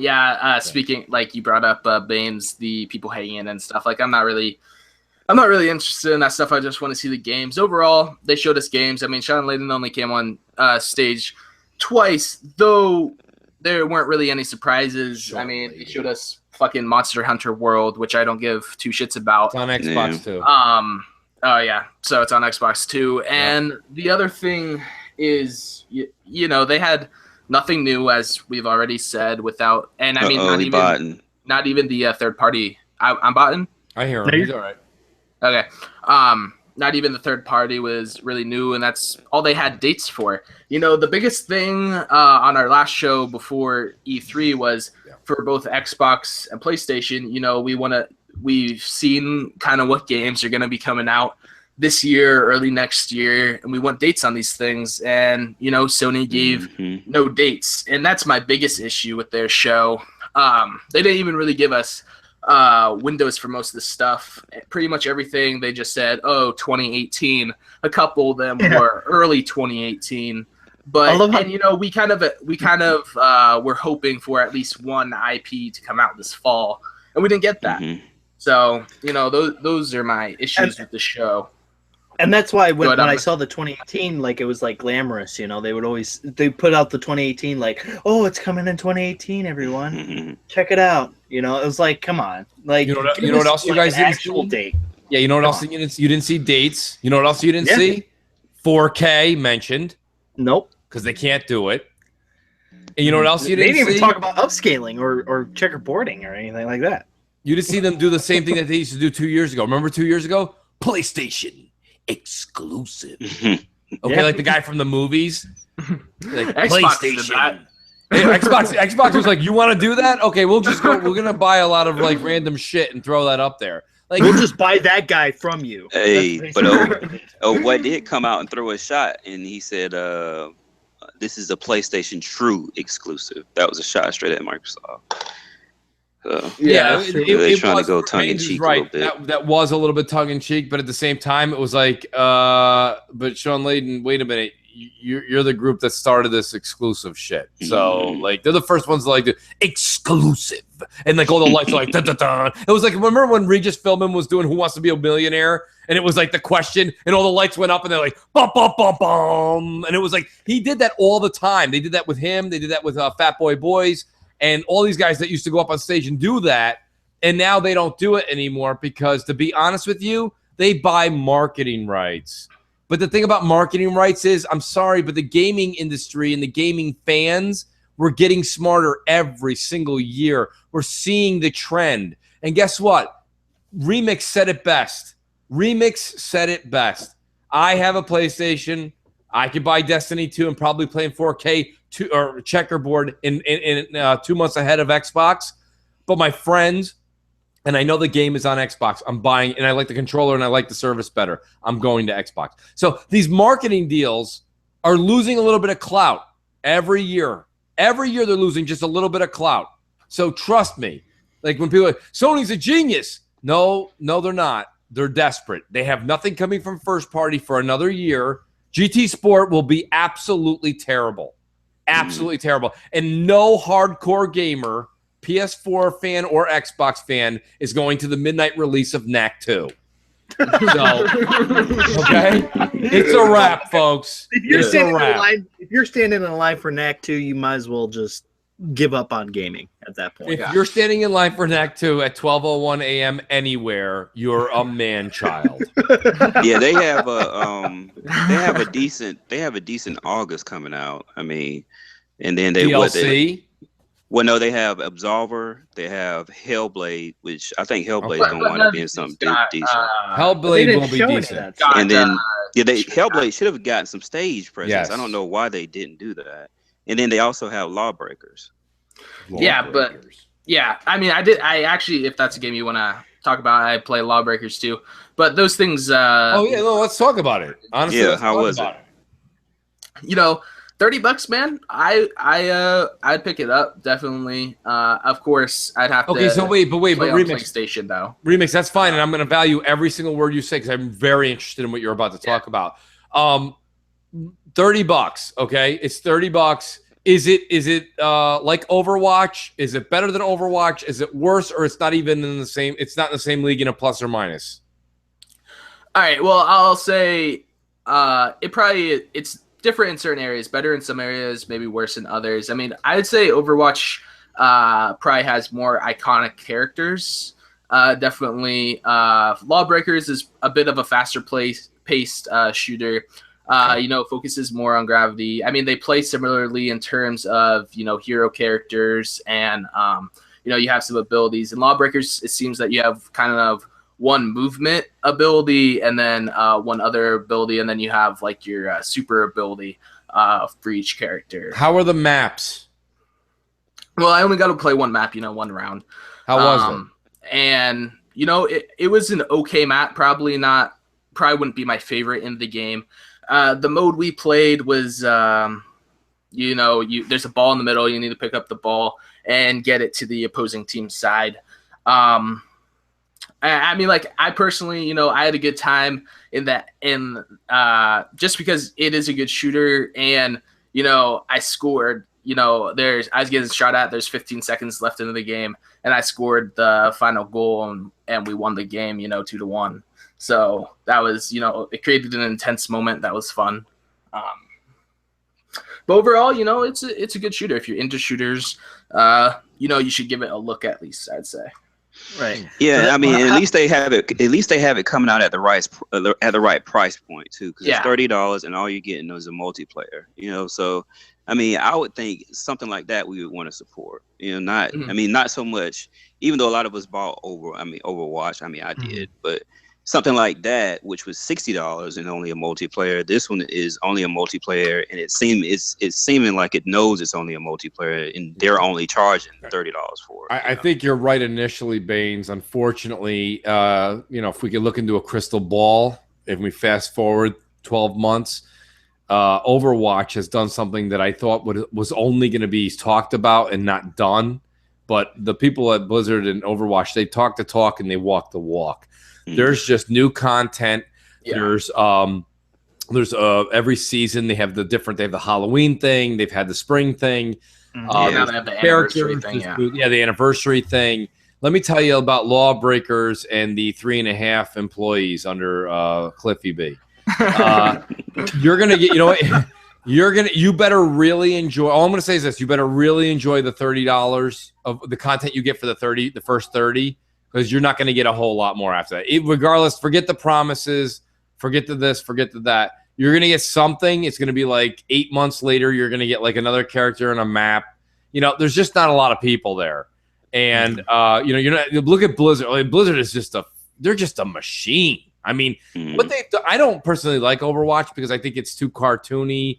I think it's too casual. And I think the maps are they're not small. They're tight quarters. You know what I mean? Everything's like an alley or this and that, or it's like we all meet in that dojo. I played it. I own it, but I barely like it. I've barely played it. But nonetheless, and I think Lawbreakers will be more verticality, but I think it's the same thing. It's gonna be narrow and vertical and just goofy, cartoony. I don't know. I wouldn't say it's cartoony. I'd say it's more realistic. Okay. But I actually how were the mechanics in the game? Were they smooth? Were they crisp? You have a good point with game modes, though, because this isn't a game mode you would find in Overwatch. So I wonder if it will have more of that, Call of Duty trend of game modes rather than how Overwatch is more of the MOBA-esque kind of game modes in it. But yeah, I agree with you in the sense this isn't going to have as large of a fan base. And I don't think it'll last as long. Overwatch is Overwatch. There's not much more to say to that. Yeah, but to be fair, we didn't know Overwatch was Overwatch until now. Just kind of Blizzard backing. Kind of like Blizzard. Yeah, exactly. I'm with you. Same with Rainbow Six. We didn't know Rainbow Six was going to be the monster. I'm with you today. I'm with you today in saying that, but let's be honest. I didn't think Overwatch was going to be what it is, and people did say it was. So me and you may feel that way, but I think me and you are wrong because Overwatch is who we thought they were. Okay, you know what I'm saying? Like that's the truth. Like maybe not me and you, but people said Overwatch is going to be Blizzard. Blizzard keeps throwing content. Look, they're doing it with everything. They do it with Diablo. I mean, the Necromancer's coming out soon. And if you don't think my ass is on that, you're crazy. You're crazy. Yeah, I agree with you. I agree with you on the people content. Definitely called it, Baines. Mooch is right. People called it. I skipped out on Overwatch purely because I went for Battleborn at first because it was Gearbox. And you know what?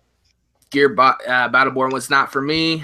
And I bought Overwatch. And, I played it for probably that entire summer after. I think it came out in like May or maybe a little earlier.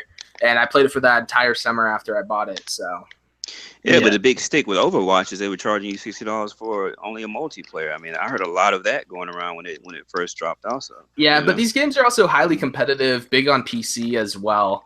You have to remember that. That is what market, that's more of where the Overwatch crowd hangs out is on PC. Yeah.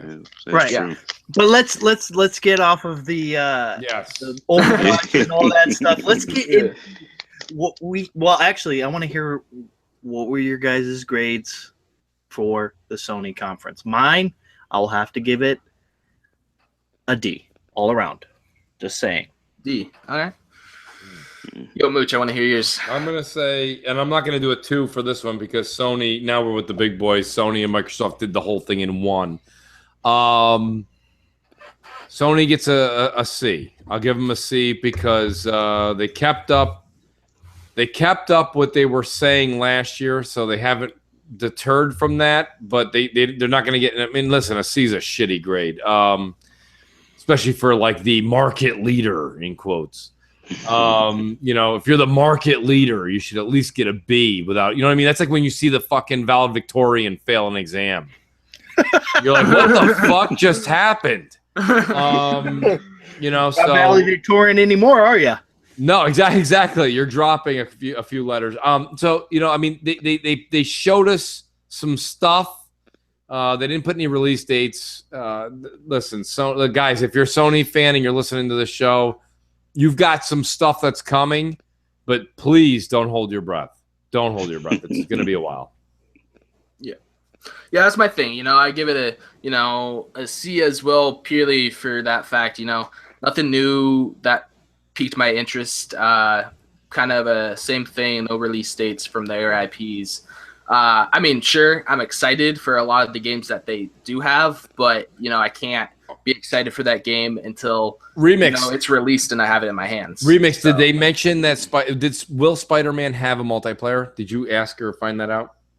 No, I didn't. They didn't. I don't think they had a demo for it. Only like a theater type deal. They didn't have a demo. Yeah, no, a buddy of mine who was there was like, "Mooch, check this out. They don't even have anything for us to play here." So that was they had nothing but a stage set up with a Spider-Man hanging off of a helicopter. So hear me out, guys. That game is not coming out too soon. Trust me. But anyways. My point being is what Insomniac was crucified for and having a lackluster multiplayer in Sunset Overdrive. You're either going to have a lackluster or not at all multiplayer in Spider-Man. So for all of you guys that are so excited for Spider-Man, you're really, really going to enjoy your 12 hours with it.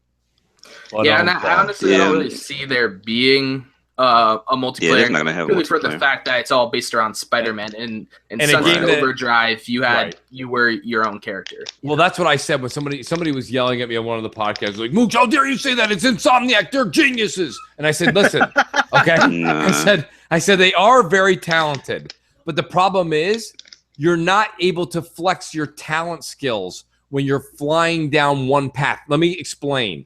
When you give Insomniac the tools to create something genuine like Sunset Overdrive, they create the dialogue, the art design, the flow, the mapping, the mechanics. Okay, now you go, "Hey, Insomniac, you're really talented. We want you to do this. What's that? Spider-Man, and don't you goddamn deviate from this." It's like, okay, well, oh wow, all right, well, so can I be creative here? No, that doesn't follow the comic. Hey, can I do this? No, he doesn't do that. Hey, could I? No, could I? No, but no, no. It's like, all right, well, fucking by the time of the so Insomniac's genius, folks, is not being utilized. All you have is somebody that can really put together a really good comic of Spider-Man.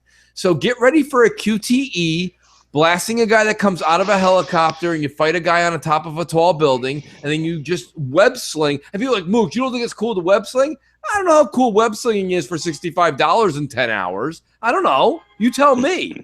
But don't be overly excited about a QTE on one of your favorite comic books when you're a kid reading it underneath, your sheets with a flashlight. It's not the same nostalgia. Nostalgia is a hell of a drug. And the problem is that we all get roped into it every so often. I fall for it sometimes. We all do. But this is not something that's going to save Sony. The Last of Us 2 is something that's awesome for Sony. Yeah, definitely. Baines, what was your... No, I'm gonna give it I'm in between a C+ and a B-. Just because I'm really interested in the games, and if they do all drop next year, that's gonna be pretty big. I know it was a lackluster conference, but they were games, and sometimes the less that I see of an executive on a stage, the better for me. So I'll go with a B-. All right. So let's move on to the show of the evening, the Xbox conference. Now, Mooch, I'm going to start with you again because I know you're going to have a lot to say, and we're going to be here all night long. Yeah, which I'm getting in trouble in the household because this is running way over the hour and a half.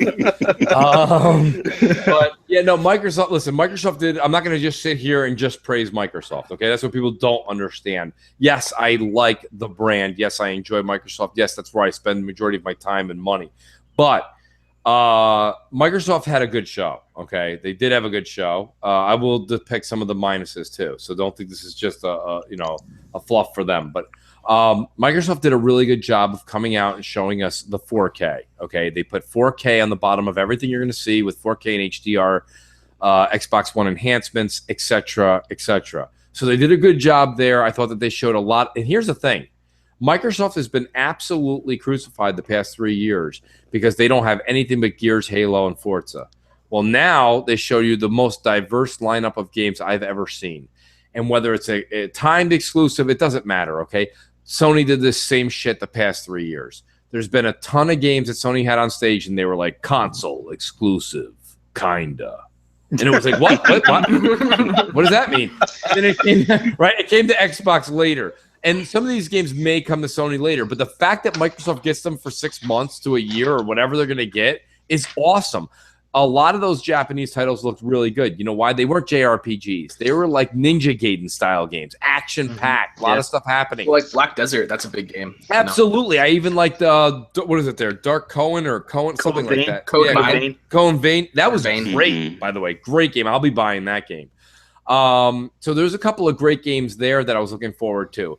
Again, I'm not a huge Assassin's Creed fan, but that's fine. I'm not going to bash it because it is what it is. It's still a very respected game in the business. I think Anthem is absolutely what a great game for Microsoft to get behind. What a great game, because by the time Anthem comes out, I love Destiny, but Destiny will be played out. And what I mean by played out, I don't mean Destiny 2 will be played out. I mean Destiny will be played out. Because Destiny 2, as excited as I am, and I will be playing it at midnight, the night it releases, I am psyched for Destiny 2. As much as I'm psyched for that game, it really is, let's not kid ourselves, people, okay? Lighting, textures, the different effects, maybe a little 4K, maybe a little checkerboard, okay? You can do whatever you want, but all it really is an extended pack of DLC to what you already own. It's okay. I'm not bitching. I'm more than happy to pay the $65 because you've got to support the team. I get it. It's okay.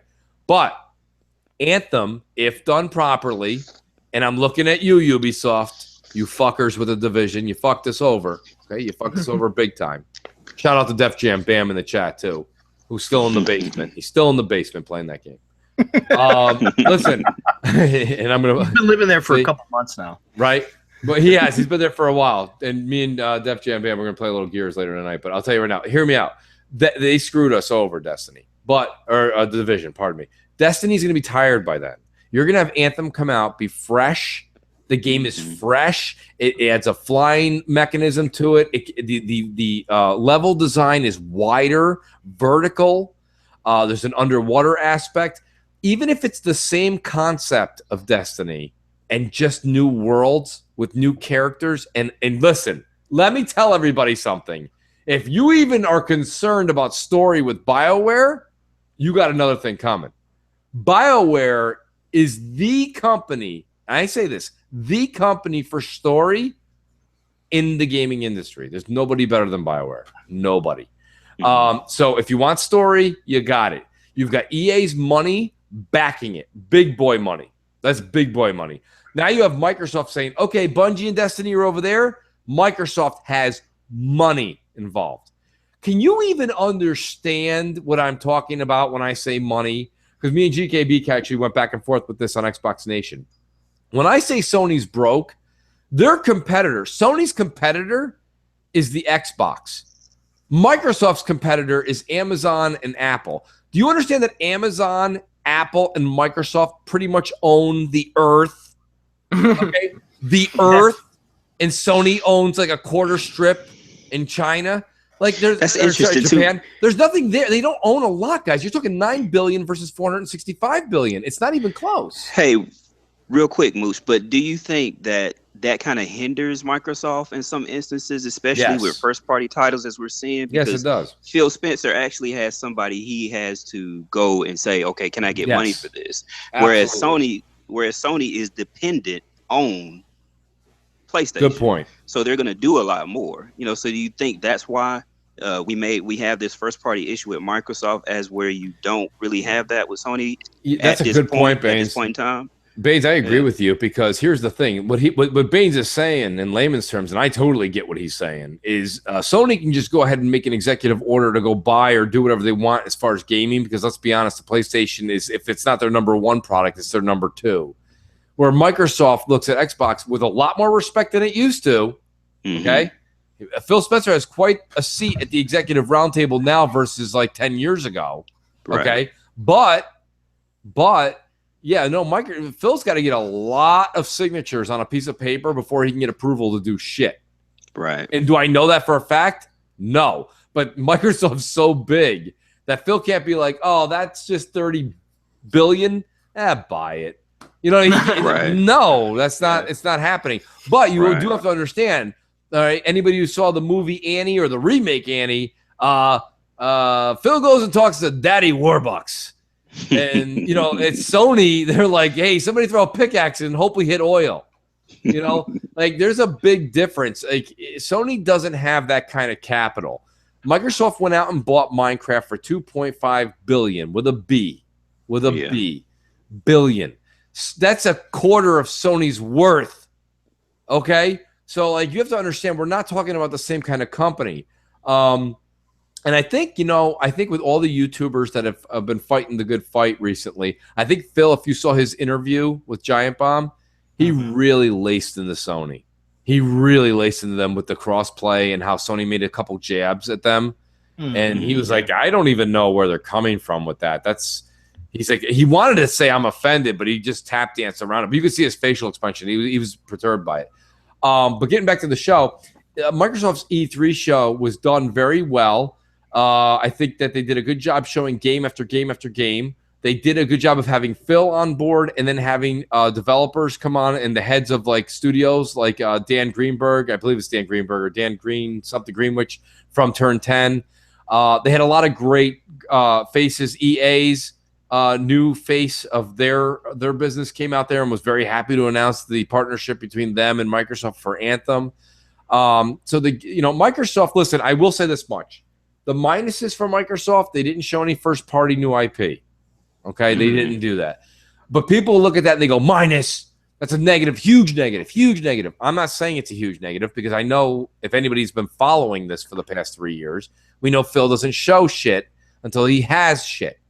So what he's going to do is he's going to show you first. Next year is the beginning of first-party games being showed on the Xbox One X. And you can mark that down, write it down, take a picture. I don't give a fuck. That's what's going to happen, all right? That's how it rolls. So long story longer, Microsoft for me they get a B+. Okay, they get a B+ because they didn't show the first party games, but I'm not holding that against them tremendously, but you can't give them the A The A, you got to understand something. Very few people on this planet are perfect, right? Probably zero. So an A is perfect, you know. So I'm going to give them a B plus because they just missed. If they showed one AAA IP from a Microsoft studio, they would have got the A because then they would have covered every slot I got. They missed a slot, so I got to give them a B plus. Yeah, the breadth of games was nice. I mean, they had a bunch. They had a bunch of indies in there. A lot of which I don't know. I mean, a lot of which I'm interested in, but you know, some of which I'm probably just gonna pass on. But that was their biggest issue, and that's part of the issue. I mean, that's part of the biggest thing with all this resolution talk that we're having now, because Microsoft could have killed that if they would have had a huge first party IP to drop with the system that showed the power itself and showed what, you know, its first party can do with the system. That way they can point the finger and say, now it's your fault that this is not, you know, it's not 4K. Your game is not 4K native because this is what we're doing. That's the only gripe I have besides the breadth of indies that they had, you know. But the player unknown battlegrounds, like, I'm really hyped for that. The Black Desert game, I'm hyped for that. And even last night, that indie that they showed that had like an 8-bit type feel to it, I think that looks like it's gonna have that looks like it's gonna be pretty cool. But that's the only thing. And then they didn't give you dates. They really didn't give you dates for your games that are supposed to drop next year. So we don't know. Well, they gave us dates for stuff that's coming this year. They didn't this give us year. Yeah, they didn't give us any dates for anything that's coming out, you know, next year. I mean, why would I they? really, you know, why would they? Because why wouldn't that? Why wouldn't they? That's the bigger question. That's what we're always saying. We want dates, right? So why wouldn't they give us dates? I mean, I would rather especially have dates with what's check coming this out this year, not next year. You didn't get a date for. You didn't get a date for State of Decay 2. You know, how long have we seen out until next year? How long have we seen that? But it was supposed to come out this fall. Exactly. Well, no, wait, so you're excusing that? How long have we seen that? Well, no. The answer: how long have we seen that? Absolutely zero is the answer, because they didn't show it. We've seen it for 2 E3s, right? Or we've heard about it. We don't. But hold on now. You can hear about a lot. I heard Santa Claus was real when I was a kid. Yeah, but I'm still waiting. No, they showed it last E3. Hold on. They showed the car with the bird. All right, they did. All right, they did show that. They did show that. They did show the car. They did show the car. But it was a quick, like, a car, a sunset, and State of Decay 2. And you're like, but I don't think I didn't even know what the fuck was. Fact that they said is coming out this year. It got delayed. Exactly. You know, obviously, like, the walking in there was a little funky and stuff. Maybe it needs the delay, but you can't. Well, here's the thing. And Baines, listen, I'm going to let you take the mic in a second. I just want to say something. We get paid. Microsoft has been getting shit on because they don't have any spring releases. And this year we know next year that God of War 4 and probably another game are going to come out next year for spring. Okay. Maybe Days Gone. We don't know. Okay. So is Microsoft supposed to sit there again and put, like, you know, Cuphead against it? My point is that you have to have something big. State of Decay 2 coming out, and I believe it said spring 2018 or early spring 2018. So what about Sea of Thieves, though? And that's Sea of Thieves is also going to be. Yes, it is. So my point being is there's Microsoft's 2 to combat Sony's 2, and you have to have. So Microsoft is not foolish anymore. They've got Crackdown 3, Forza 7, and they do have Cuphead, but I'm not going to go ahead and give that tons of stage credit. But they have those games coming out this fall, and then you have Sea of Thieves, and you have State of Decay 2 coming out against God of War and maybe Days Gone. You've got to come. Microsoft knows they have to have 2 in the spring and 2 in the fall. Sony has somehow only gotten half the memo. That's a good point. I don't think that. I don't. Hello, Baines. Did we lose you? Did we lose him? Yeah. Yeah, you're back, Baines. Baines, are you there, dude? Yeah, go ahead, Mooch. No, I'm done. I was saying Tony only got half the memo. Go ahead. I didn't get Go ahead, Baines. Okay. Yeah, I dropped out. I didn't hear what you said, but I mean, State of Decay 2 and part what is it? Sea of Thieves. Yeah. But either way, I'm still stuck on, just like we're stuck on Sony for the dates. I'm still stuck on Microsoft for the dates. I want you to tell me when these games are coming out. They And I did know, say spring, which helps. yeah, I guess a little bit. Sony said Spider-Man, right? And then the screen went dark, and then it went 2018. Which you know what that means to me? Delayed until later. And then they said God of War early 2018. Yes, So they did. that's God of their- War, I think, is coming out in Yeah. February. I do think they're coming out in February. Yeah. Yeah, So, I think it'll definitely be like a Horizon Zero Dawn situation. Yes, with God that's of what they're War. trying to do. Listen, Horizon Zero Dawn is the poor man's Rise of the Tomb Raider. Let's just anybody who's played Horizon knows what I'm talking about. It's Tomb Raider and missing a lot of shit. I don't care if the grass looks real. I don't care if they got one robot that looks like it's got the Starship Enterprises ahead. I don't care. I don't care what they got in that game. That game is lackluster. It is very boring. It's very boring. I've played about 6 hours, and I want to fucking kill myself as soon as I put it back in. It's man. awful. It's terrible. But It's terrible. That's your opinion, Mooch. Not Well, Yeah, because absolutely. it was a really good game, man. Horizon Man. was a really good game. It was an okay game. It's not great. Mm. What was great about it, basically? It was a good. Sell me on it. Sell me on it. Well, see, I enjoyed the story. So, I mean, I guess I can't sell you on the reasons why I enjoyed it, because you're saying that you didn't like the story because the story is something that got me in the beginning. You know what I'm saying? So Did you like if the you part play- where the guy was like, "Can you please go get me a cane? I broke my leg. My leg But hurts. see, that I was can't a get my side cane." quest. That was a side Yeah, but quest. I that's always part hear of the that. game. You know what I'm saying? The Witcher, Yeah, The that's Witcher a portion 3. of the game that was a portion me of the out. game that you could have skipped. But The Witcher, You know what yeah, I'm but see, saying? now wait a minute. No, I ain't. No. You put that shit on my plate, I'm eating the whole thing. Hear me out for a minute. No. So you played every Witcher side 3. quest in The Witcher 3? Do you know why The Witcher 3 I'll finish when I'm about 97 years old? You bet your ass I am. Hear me out. But The Witcher 3, I've played multiple side quests in The Witcher 3. Multiple. And I'm like, holy shit, that wasn't even a main mission? Like, it was that in depth, that good? This was like, I broke my leg. Can you go get me a basket? But you I can't. can't You get can't up. compare. What Yeah, is you that? can't compare it to The Witcher 3, man. Yeah, compare it to Everybody, CD all Projekt games- Wait a minute. that Wait a once. minute. Why can't I compare it to The Witcher 3? We're talking about same kind of market No. money. This is big No. money, folks. No, I'm saying, No, I'm saying because CD a Projekt lot of Red was games- very small. What? Very small. They're a very small developer. They are Who? CD Projekt Guerrilla Red Games is is a a very small developer? No, Yeah, I don't know if CD that's a good Projekt comparison. Red is a small developer. Well, then you're And they proving were my able point. to do that. They were able Yes. to do that. But the fact that most of these, like Horizon Zero Dawn was made by Guerrilla. Yes, they have a lot of money. Take Rise of but the guess Tomb what? Raider. Take out the tombs. This was their first. Take out most of the goddamn fighting that you can do. Take out the animals. Take out all the real crafting of stuff, and you have Horizon Zero Dawn. You have there's But nothing it was- in it was craft on the go, just like Tomb Raider 2. it was crap on the and- go like Last of Us.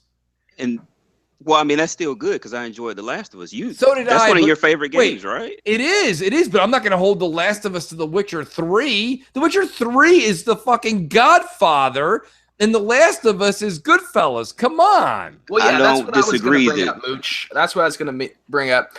The Witcher 3 is the premier side quest title, right? It does Yeah. the side quests Yes. right in depth. It does Right. it perfectly. I'm not saying that Horizon Zero Dawn and all these other games shouldn't strive for that, but I mean, most Right. games do have those fetch quests like Horizon Zero Dawn had and what you're referring to. Now, games are working on that. I mean, that's one of the biggest complaints about Assassin's Creed. Right. But Remix, I mean, remix, you're remix, comparing it to remix. one game, and Remix, wow, you just there's proved my 100 point. games doing the same thing as Horizon Zero Dawn. And thank you. Yeah, And right. thank you. The defense rests. Right. You just said what I just said. You basically just said Horizon Zero Dawn is just basically what every game does. Thank Right. you. Yeah, it's what every Let's- game does. I agree. Yeah, But it it's- doesn't make it. It doesn't. I don't take points off for that necessarily. Okay. You Because a you lot of have games to. do this. Same Let's thing. let's move on from that and let's talk Let's about move on the from Xbox. that. Let's talk about the Xbox conference. That's great. Let's get back into the Xbox conference. We don't Sorry, want Dark. to go all night. Okay, so let's continue with the Baines is Xbox loving that conference. shit. All right, yo, my thoughts on the Xbox conference, real quick. Go ahead. obviously Anthem, and nobody mentioned Metro yet. Metro Exodus, I think, I believe it is. Those games, man, I am excited for, hyped for. Yeah. So I think those were both, people were like, what does Microsoft has marketing rights with? I think those are two big ones for sure. As for some other games, I'm interested in Battlegrounds and the Darwin Project. I've kind of been getting into some of those Battle Royale situation games. A little bit bummed State of Decay was pushed back. I mean, Microsoft addressed the indies. Microsoft addressed the JRPGs. Not all those things are my cup of tea. Although I have been picking up some indies. Switch things up a little bit, and I have heard Black Desert is good. So I'll take a look at those games. Life is Strange is another game they showed off on their stage that I don't think anybody necessarily knew where that would be shown, but that was nice to see on there. Yeah. My biggest two complaints are they didn't have one big AAA to show off for the future that was first party. Same complaint as Mooch, and that's why they don't get a total A in my opinion. And though they may have demoed more of it afterwards, I think Crackdown 3 needed more stage time. Yes. This is your big game for this fall. Give me, fucking don't just slide by it real quick. They didn't have anybody come on stage and talk about it. This is your premiere game for this fall. So I wanted to see some more of that. Those are my two biggest disappointments. I'll give the conference a B+. I think that's a good grade for it overall. Definitely. But yeah, that's my quick synopsis. For me, I am absolutely digging Anthem. Oh my gosh, like I fucking died and came back like 1,000 times from seeing that game. It was absolutely phenomenal. I was just like, oh man, I cannot wait for that. You guys kind of mentioned it briefly, but I'm actually pretty excited for Forza Motorsport 7. Oh yeah, I don't have interest because no, it looks awesome. I love kind of like car racing games in a way. I haven't really gotten into them as of lately, but once Horizon 3 came out, it was just like I wanted to play more of these kind of games. And Forza definitely is bringing it every single year, so I'm definitely excited for that. I'm definitely excited for Battlegrounds. That was one of those games I'm all like, I don't know if I'm gonna get into it. But then I was all like, but me and Remix or Baines or whatever, we can run through that and just partner up and destroy some people. Get that chicken that's gonna dinner. be a lot of fun, right? That's gonna be a lot of fun, man. I think that game's gonna do really well on the Xbox One. I also, I wish I would have seen more of Crackdown 3. It still has me on the fence for it. I'm not really into the first Crackdown or the second Crackdown, and I'm kind of thinking that this one's probably going to be the same thing. So I might have to pass on it. I don't want to completely say that because it is coming out when the X comes out day one. So I probably will pick it up just to have it there to kind of showcase what the Xbox X can do. What's up with the multiplayer on that one?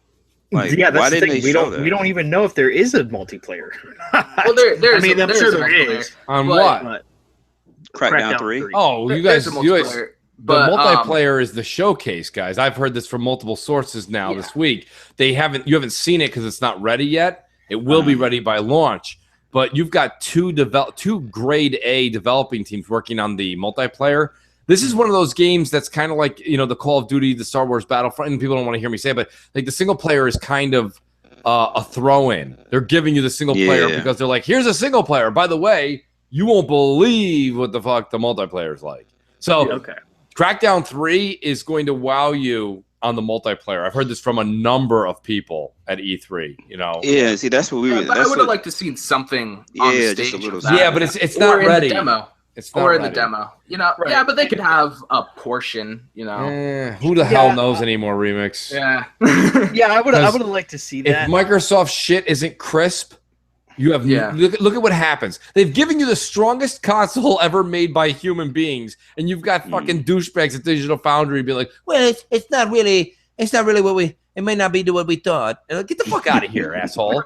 That's not what I thought. Hey, speaking of that, read the numbers. Do you think Microsoft kind of set themselves up for that though, with pushing the 4K native uncompromised deal? No, because they said 5,000 times after that sentence. However, nobody likes to read anymore. People only read headlines. Nobody reads the article. Yes, they had the 4K uncompromised. That means that they gave the power to the developer to give them the 4K. If they don't want to do the 4K and they want to do it somewhere else, so be it. Like, they can't hold a gun to a third-party developer's head. They can't do that. It's called America. You know, you just can't do that here. And all the devs also, you know, we're pushing that too. Like, even in the Ubisoft area, they're like, yeah, but if you don't have a 4K TV, don't worry. 1080p, you know, it's gonna super sample. You're gonna have a better experience on that. Listen, you're gonna have draw distance. You're gonna have the lighting, the textures, the effects. Everything is going. Even if they match everything else that Sony's PS4 can do, Sony's PS4 can't do the 5 things I just mentioned, and the game will look and play better. I have that verbatim from people I know that are there playing in E3 and talk to the developers and talk to Microsoft. I know for a fact that they said, let me put it this way. They said, Mooch, no matter what you're reading, when you play the Xbox One X version and you play the PS4 version Pro, you will see the difference between the two. No matter if it's 4K or they don't do the 4K and they do something else. He goes, this is that drastic where your eyes can tell. Where I have a PS4 Pro and my friend has a PS4, both playing Horizon, except for the wavy grass, there's not much difference. There's really not. And you can lie to yourself all day. You want to justify? We all do that, right? We all justify.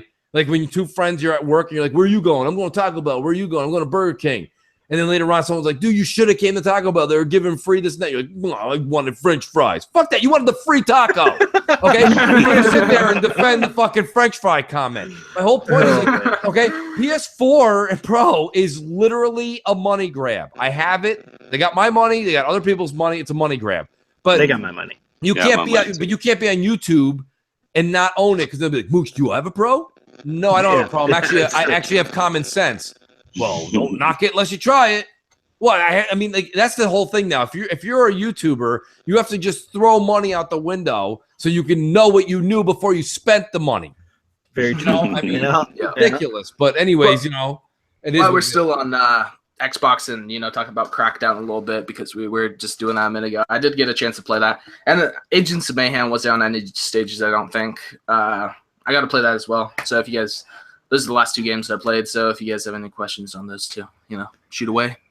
Yeah, just tell the difference between the 2. I think I asked you that before. And yeah, okay. So, you know, similar art styles. Agents of Mayhem, definitely more class-based, and you know, that's going to be a story-driven game, probably more so. The demo itself was like a 10-minute little, you know, mission.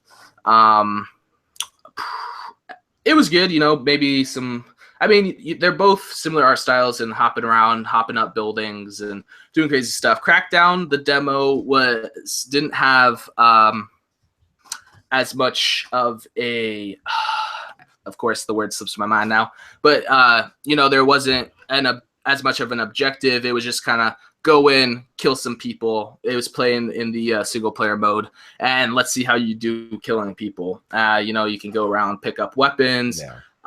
That might be different, actually. I think they have a looting system, you know, different rarity weapons in Crackdown 3. And I would say Crackdown 3 is faster paced, a little more hectic. I don't know if I like the controls as much on Agents of Mayhem just in terms of movement. I don't know, whenever I like ran, it just felt wonky, like I turn corners as crisply as I wanted to. So yeah, I mean, I think they're catering towards different people, but based off the demos I played, the differences are a little bit harder to say. But yeah, I think if once more gameplay on each game is released, I think you'll see those differences form up more. Nice. So, Baines, what would you give Microsoft on its conference? What grade? Since we got it from Mooch and we got it from Remix. Oh, I would go B plus. The only reason they don't have an A is because they were missing that huge first party title. Okay. Yeah, I definitely have to give it a B plus as well. I would have probably given it an A minus only on the fact that I keep on wanting to say the Scorpio. I mean the X, because the X blew me kind of away because I wasn't expecting it to be that small for the size was impressive. I was all like, you put all that in something that small, that's impressive. I'm just waiting on hard to do. I'm basically just waiting on that email so I can go ahead and pre-order it. Right? Exactly. I think we're all waiting on that email to be able to pre-order that. But if we don't have anything else, we are a little over time tonight because we of course had our good friend Mooch on tonight. Mooch. Mooch. He was probably one of the best guests we've had on here. I appreciate it. We'll definitely try to have him on again. But let's get on to the outros. Mooch, where can we find you? Absolutely, man. Thanks for having me on. This was a lot of fun, man. I'm telling you right now, we had a good group of Mooch Maniacs show up. Great conversation going on in the chat. Great conversation on the show. I hope a lot of people get to catch it even after it's live because this is something a lot of people should hear. But to catch me, I will be on Crossfire tomorrow on my channel. We start at 7 o'clock Eastern. We've got a lot of the usual suspects and a couple of special guests popping in. And then, of course, M&C Mornings with me and Crap, 11 a.m. Eastern. I can't remember whose channel it is this week. I think this week is Crap's channel. We're doing some big giveaways this week. And don't forget to tune in for me, Crap and J-Dubs. And then, always like to plug my boy Z at BGST. So check that out on Sunday evenings as well. Yes, sir. Definitely. Baines, where can we find you? Baines99. You can find me on PlayStation, Xbox, and that's it, man. Remix, where can we find you? Yo, Remix Essence across the board, Xbox, PlayStation, Twitter. I haven't really been doing anything on YouTube, but when I get back from LA, I'll definitely be hopping back on Mixer. That's what I've been enjoying doing lately, streaming over on Mixer. So check me out when I go live. I'll always post it on Twitter and send out a link.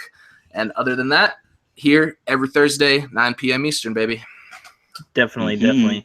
And I was your host for the evening, Dark Optimus. You can find me on Twitter at the same name. You can also find me on Xbox Live. And Mooch, absolutely fantastic to have you on tonight, man. Yeah, thank shout you, out brother. to you, man. We appreciate it, Mooch. Yeah, Awesome. anytime, man. Like I said, I like how we all kind of set it up. We should do this again. And actually, you know what I'll do is I'll reach out to you guys. I try to set up who's coming on to Crossfire, but I definitely want to get each of you guys individually on Crossfire because we already have like 4 or 5 people that always show up. I don't want to. I did that one time on Crossfire where I kept everybody, and then I was like, you know what, I want to get everybody on. And I did like 8 or 9 people. As much as I love to have a big panel, I do. I like having the big panel. That's a lot to kind of, especially when you got a couple of heated subjects, right? Because everybody wants to talk. So I will make sure that I get you guys on one at a time on Crossfire, so that way we can hear your take on each week's ridiculousness we have to defend from the gaming media. Definitely. All right, everybody, we're out. Peace. Peace.